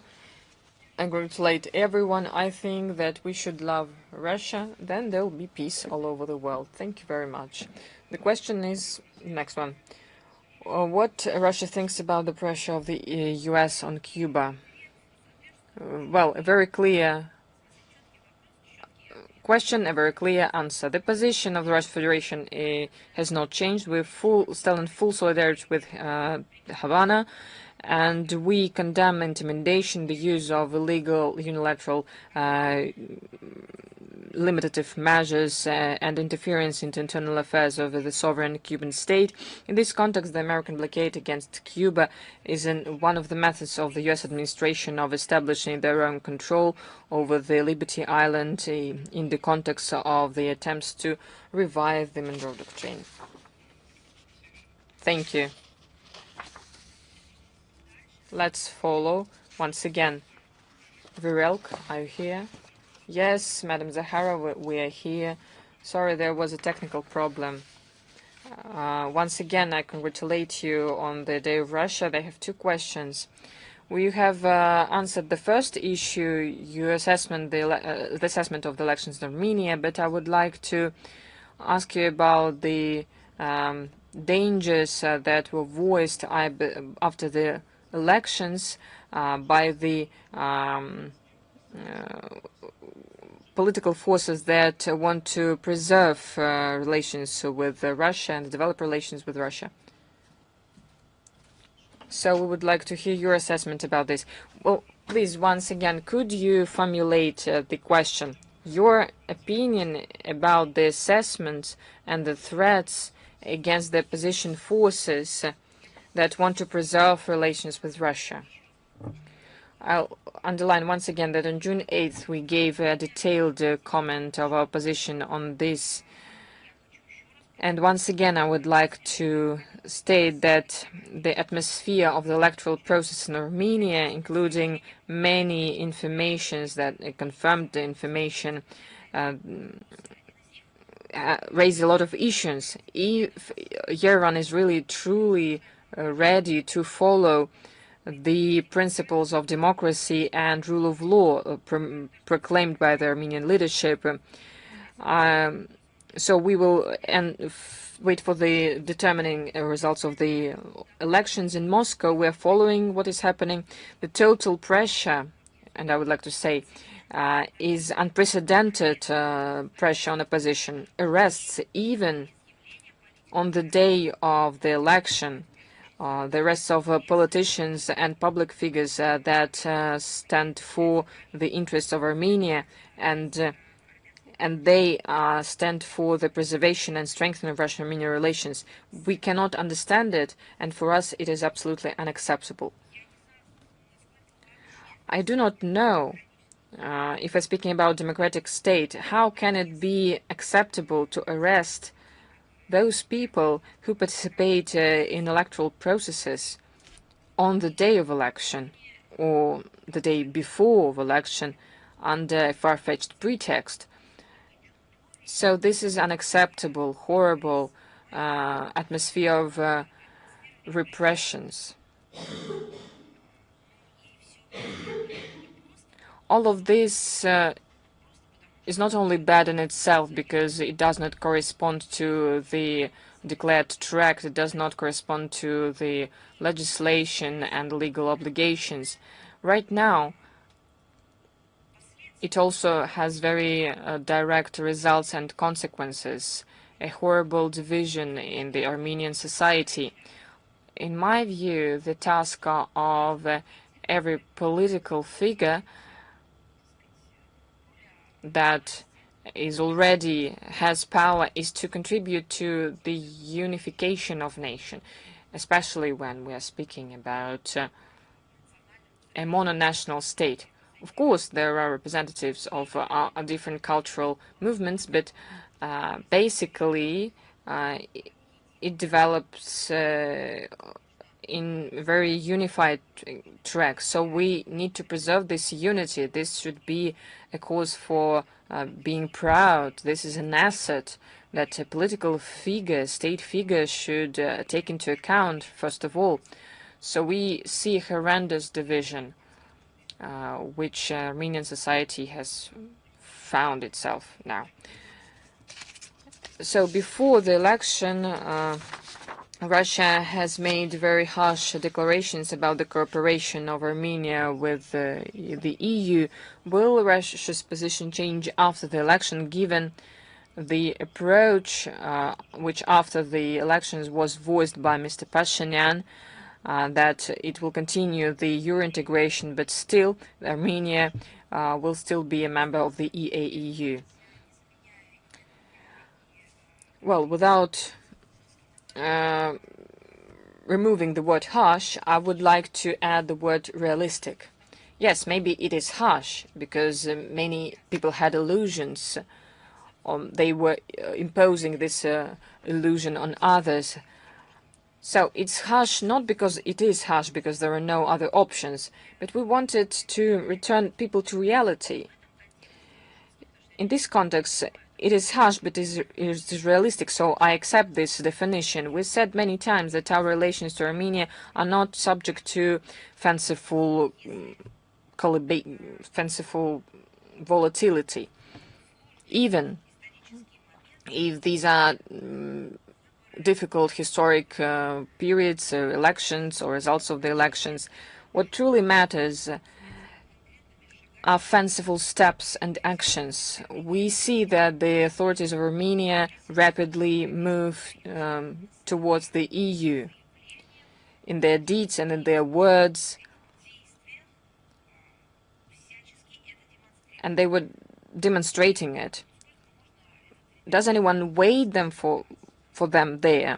Well, this is a rhetoric question, and I think the answer is obvious.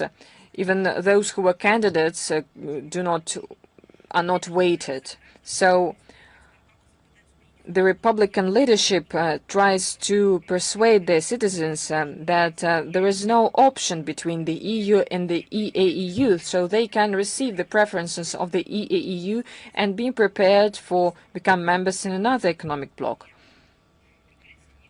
Well, it is not possible. Such attitude of dependence to us, to the EAU partners, is not something that we will accept. It is harsh. Well, it is harsh, but it is realistic.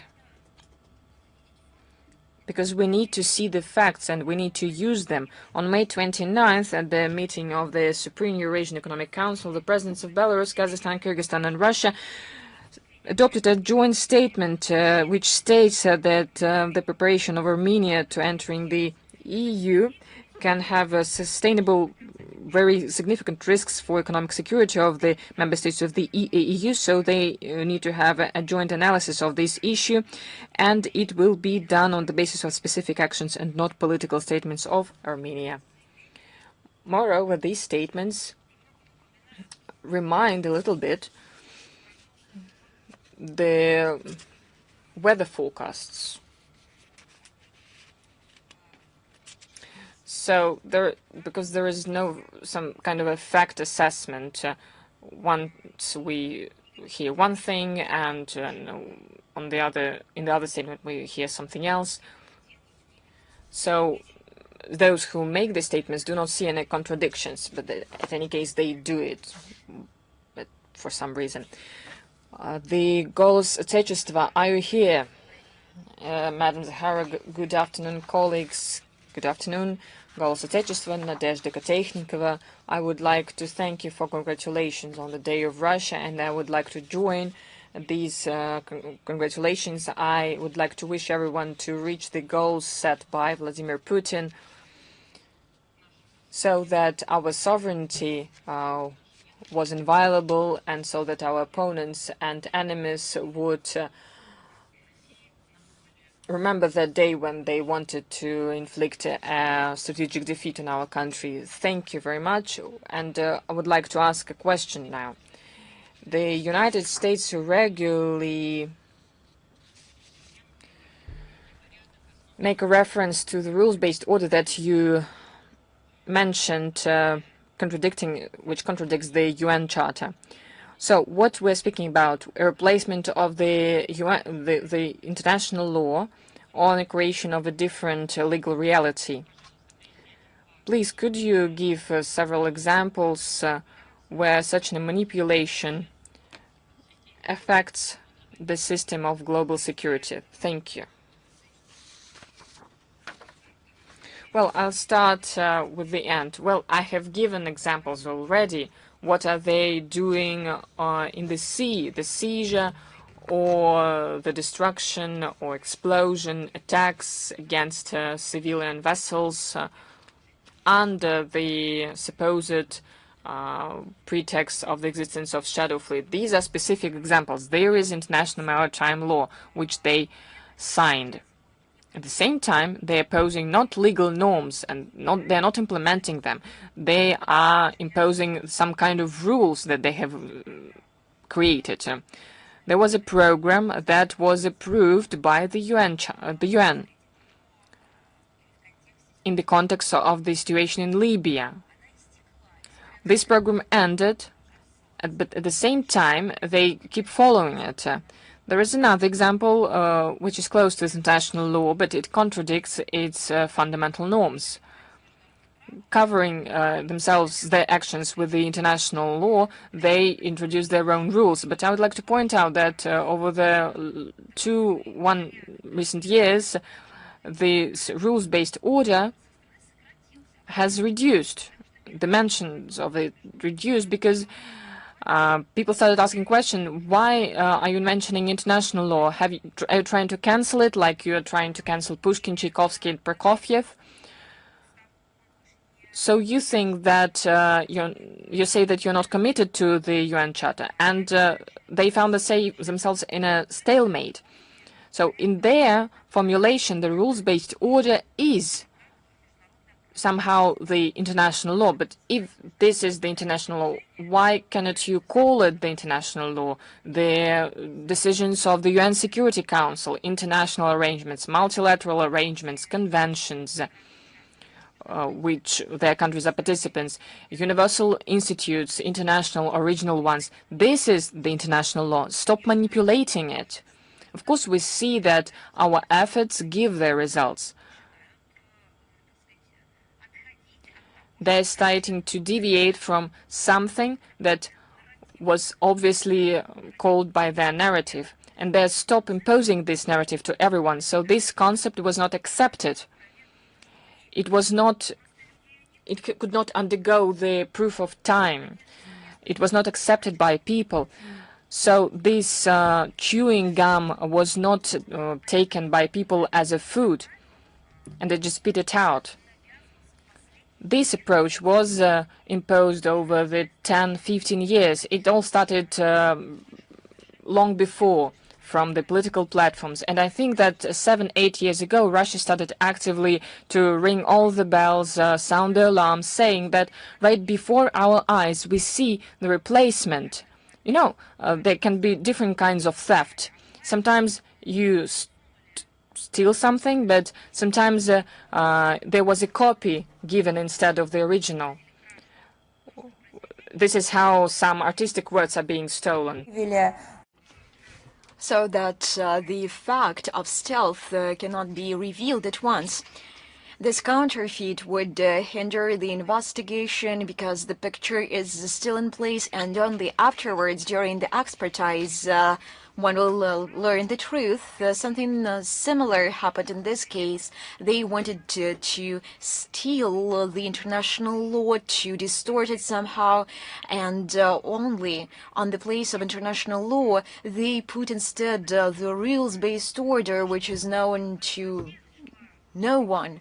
This is what they were going to do, and Russia started to attract the attention of everyone that such replacement is taking place with a direct objective to get rid of international law. These memes or narratives were heard from U.S. authorities and other Western officials. They were moving from one document to another.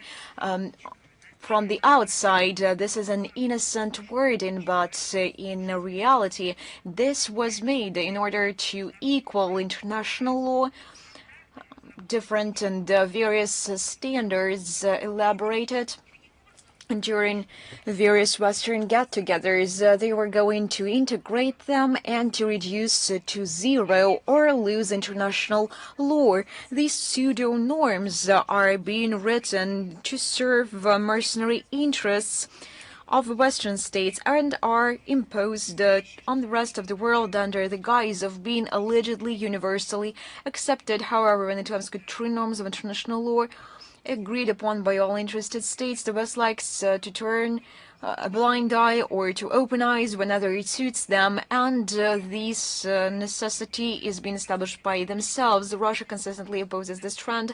The 2023 foreign policy concept of the Russian Federation states unambiguously the mechanism for the formation of universal international legal norms should be based on the free expression of the will of sovereign states, and the UN must remain the main platform for the progressive development and codification of international law. Further promotion of the concept of a rules-based world order is fraught with the destruction of the international legal system and other dangerous consequences for humanity. By the way, this is an quote. Madam Zakharova, thank you very much for such a detailed and instructive answer. News Front, are you with us? I also align myself with the congratulations on the occasion of Russia Day. I have two questions, if I may. The first one has to do with international terrorism. The Kiev regime continues to commit terrorist acts and sabotage against the civilian population of Russia amidst the deafening silence of the civilized world. In this regard, do you consider it necessary to hold a UN meeting and according to area formula to publicize and condemn the phenomenon of Kiev's terrorism? We systemically carry out information and explanatory work on the Ukrainian crisis at the UN. We draw attention to all high-profile crimes committed by the Kiev regime. It was Russia that requested the convening of an emergency UN Security Council meeting regarding the terrorist attack on Starobelsk on the very same day, May 22nd. Our permanent representative to the UN, Vasily Nebenzi, held a separate press conference on this matter. These efforts will be continued in this platform and on other platforms. Overall, the various formats for conveying our position to the Secretariat and UN member states, and we actively use all of them depending on which is the most effective in the current context. All our assessments are presented both in the public sphere during Security Council meetings, depending on what platform suits more the mandate. We will unfold our work and our efforts at this particular platform. Thus, I can reassure you that these efforts will be continued. Question 2, if I may. The Speaker of the Danish Parliament, Sarenga Day, stated that Denmark has proposed that Kyiv move the production of military equipment and ammunition to Danish territory to save the Ukrainian defense industry from Russian strikes.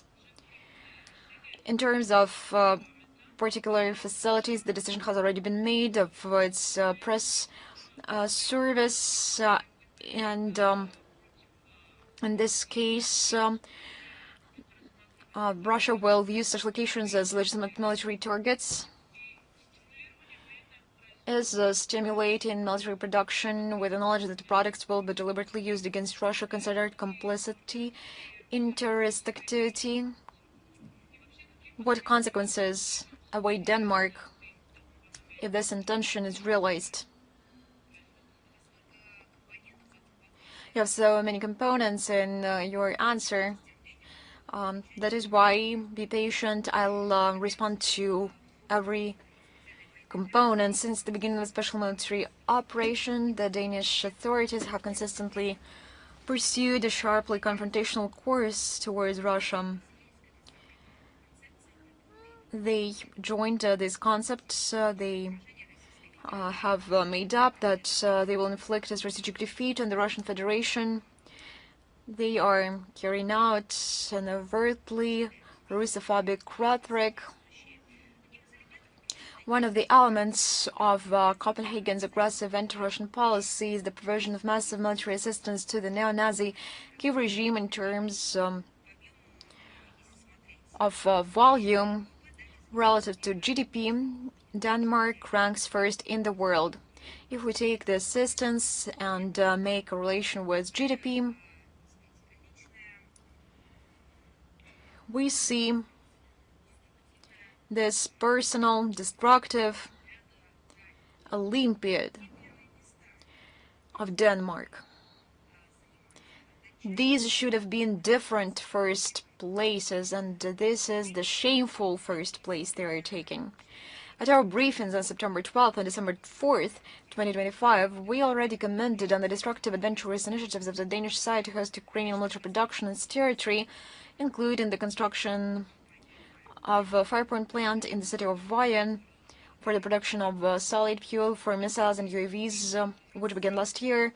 We regard the deployment of the aforementioned facility and potentially other enterprises in Denmark in the interests of the criminal regime as a hostile step that undermines the prospect for political and diplomatic resolution to the conflict and carries the risks of further escalation. Of course, this is financing of terrorist activities and facilitating territory activities and implementing plans to house the production capacities of Ukraine military-industrial complex and its territory. Copenhagen is driven by rabid Russophobia and is willing to turn a blind eye to the involvement of the relevant Ukrainian companies in corruption scandals, to compromise basic industrial and environmental safety standards, and to ignore the opinions of its own population. This list can be continued. It is not fully exhausted.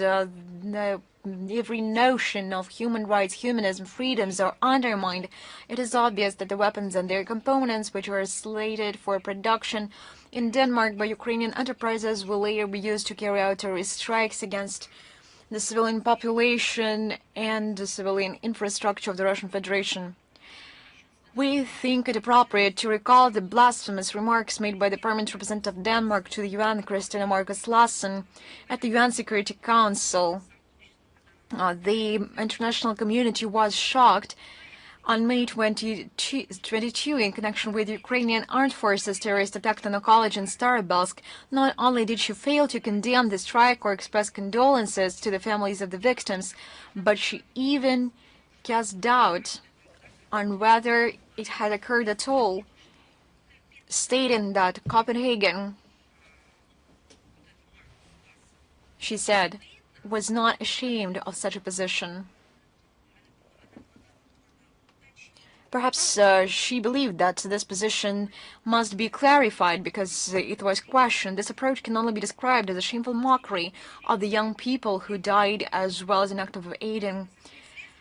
And speaking about the consequences, the Russian Ministry of Defense recently published a list with the names and addresses of enterprises in Western Europe involved in the production of drones and their components in the interests of the Ukrainian armed forces. I believe you noticed the effect. Author, I are with us. Ruslan Pankratov, I align with my colleagues and congratulate you on the upcoming holiday. I have one question today. perhaps I will shift the angle a little bit.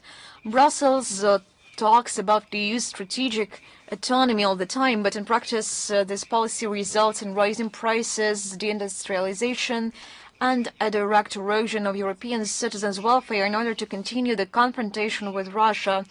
Does the Russian Foreign Ministry believe that the EU's ruling elites have completely lost touch with the mood of their own voters and are willing to support an anti-Russian course at the cost of the internal destabilization and the rise of radical movements within EU countries themselves?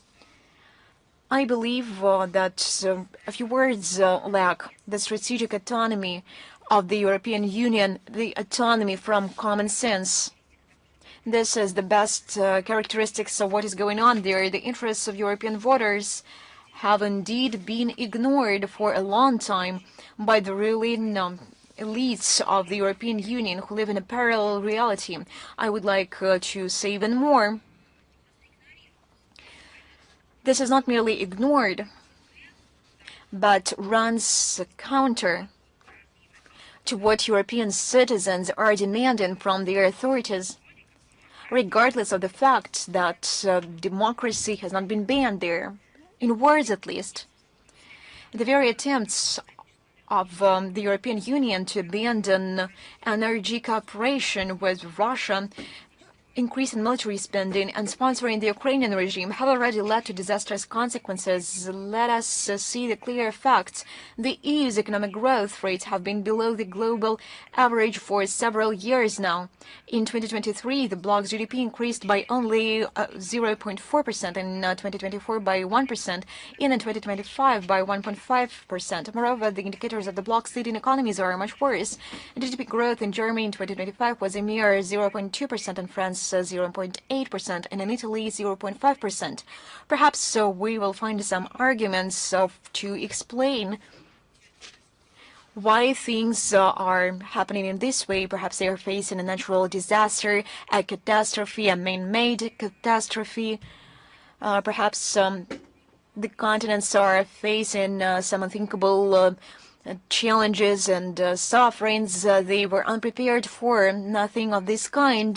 These all developments are man-made because they wanted to find solutions to emerging problems through legitimate means by interfering into domestic affairs of sovereign states, rechanneling resource flows, manipulating political agenda to serve their interests, and guaranteeing competition preferences for their own operators that do not go in line with WTO principles. As a result,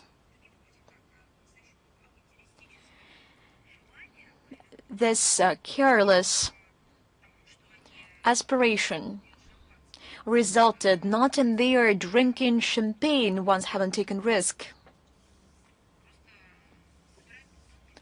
but collecting bottles in order to keep afloat. We are not inventing these figures. This is their own statistics. This year, the situation will only worsen due to the Middle East crisis. The European Commission has downgraded the GDP growth forecast for 2026 from 1.4% to 1.1%. The national debt of European Union countries continues to rise. According to preliminary estimates, this figure will reach a record 84.2% in 2026. This trend has already begun to negatively impact the credit ratings of some countries in the bloc. The chemical, steel, and automotive industries are in crisis, in a profound one.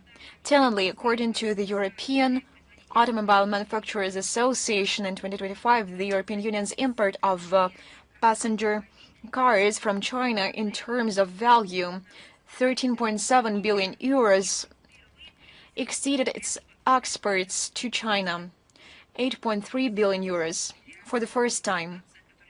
This is a situation that would have seemed unthinkable just 5 years ago for the European Union. Now it is their reality. Brussels responds to the multiplying economic problems the only way it knows how. It would be better to say, because they do not know how to do this, and they made it their political slogan. With yet another set of roadmaps and strategies, the effectiveness and the development of their favorite packages of sanctions. Overall, one gets the impression that the course towards their so-called strategic autonomy from Russia, but now we understand that it is the autonomy from common sense, which is the goal in and of itself, has gradually evolved into the demolition of national interests of their member states. If we try to find an answer to the question whether this regime is viable in the long term, it is obvious. This all results in nothing but global chaos on the territory of Western Europe countries, and we have all the indicators of that. Thank you very much. Embassy Live, Посольская жизнь, are you with us? Good afternoon, Madam Zakharova. I would like to congratulate you on the upcoming holiday. Следует ли воспринимать прозвучавшую на ПМФ фразу «работайте, братья» как политический сигнал о смене акцентов в пользу более жестких подходов или дипломатические возможности российской стороной не считаются исчерпанными? Благодарю. Я не знаю, мне кажется,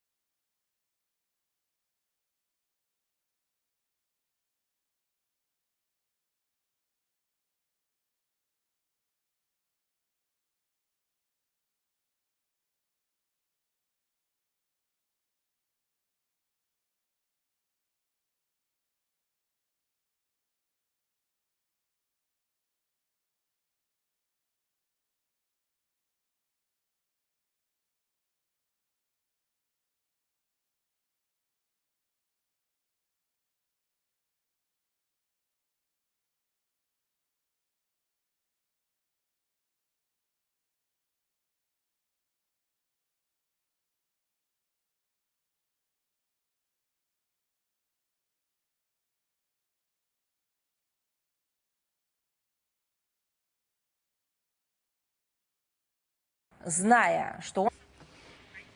Knowing that he was a law enforcement agency personnel, the terrorists told him to abandon service. He refused, and before he died, under the gun, he said, И призыв стал его последним актом сопротивления, он стал завещанием всем нам.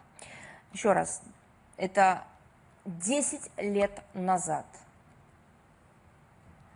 16-й год, как актуально это завещание сегодня. И для скольких людей оно стало руководством к действиям не потому, что фраза красивая, а потому что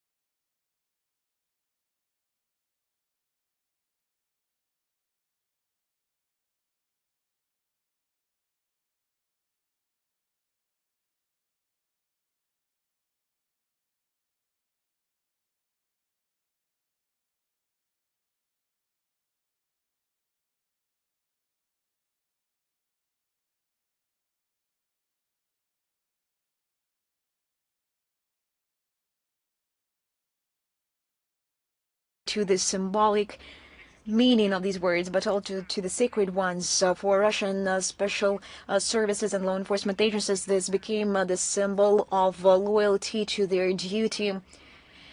This is a password to the unbended spirit and for the defense of those who need this, and of course faith in true values. This became the so-called response появились.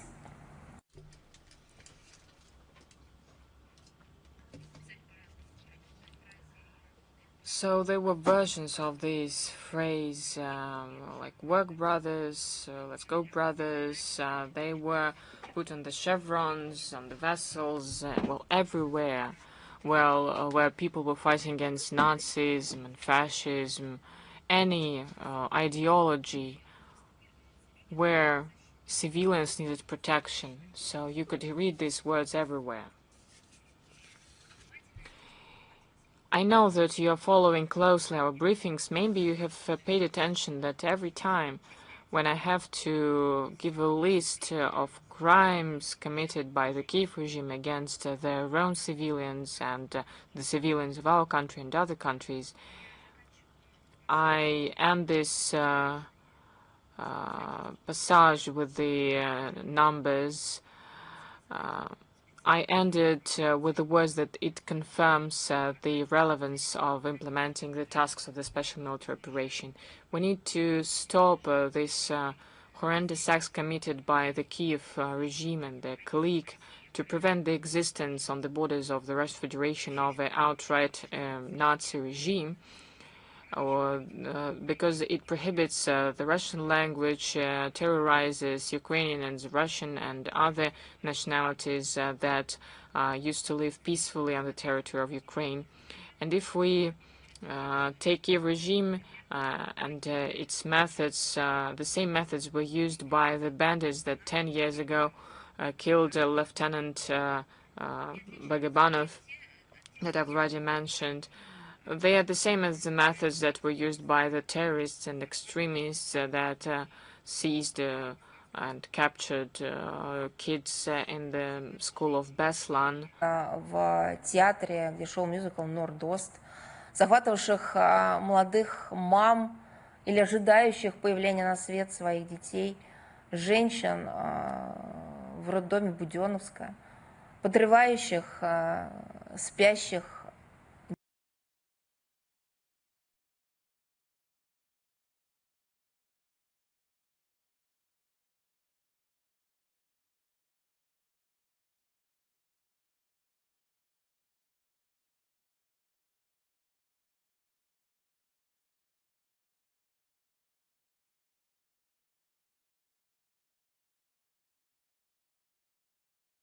tongue, their own language,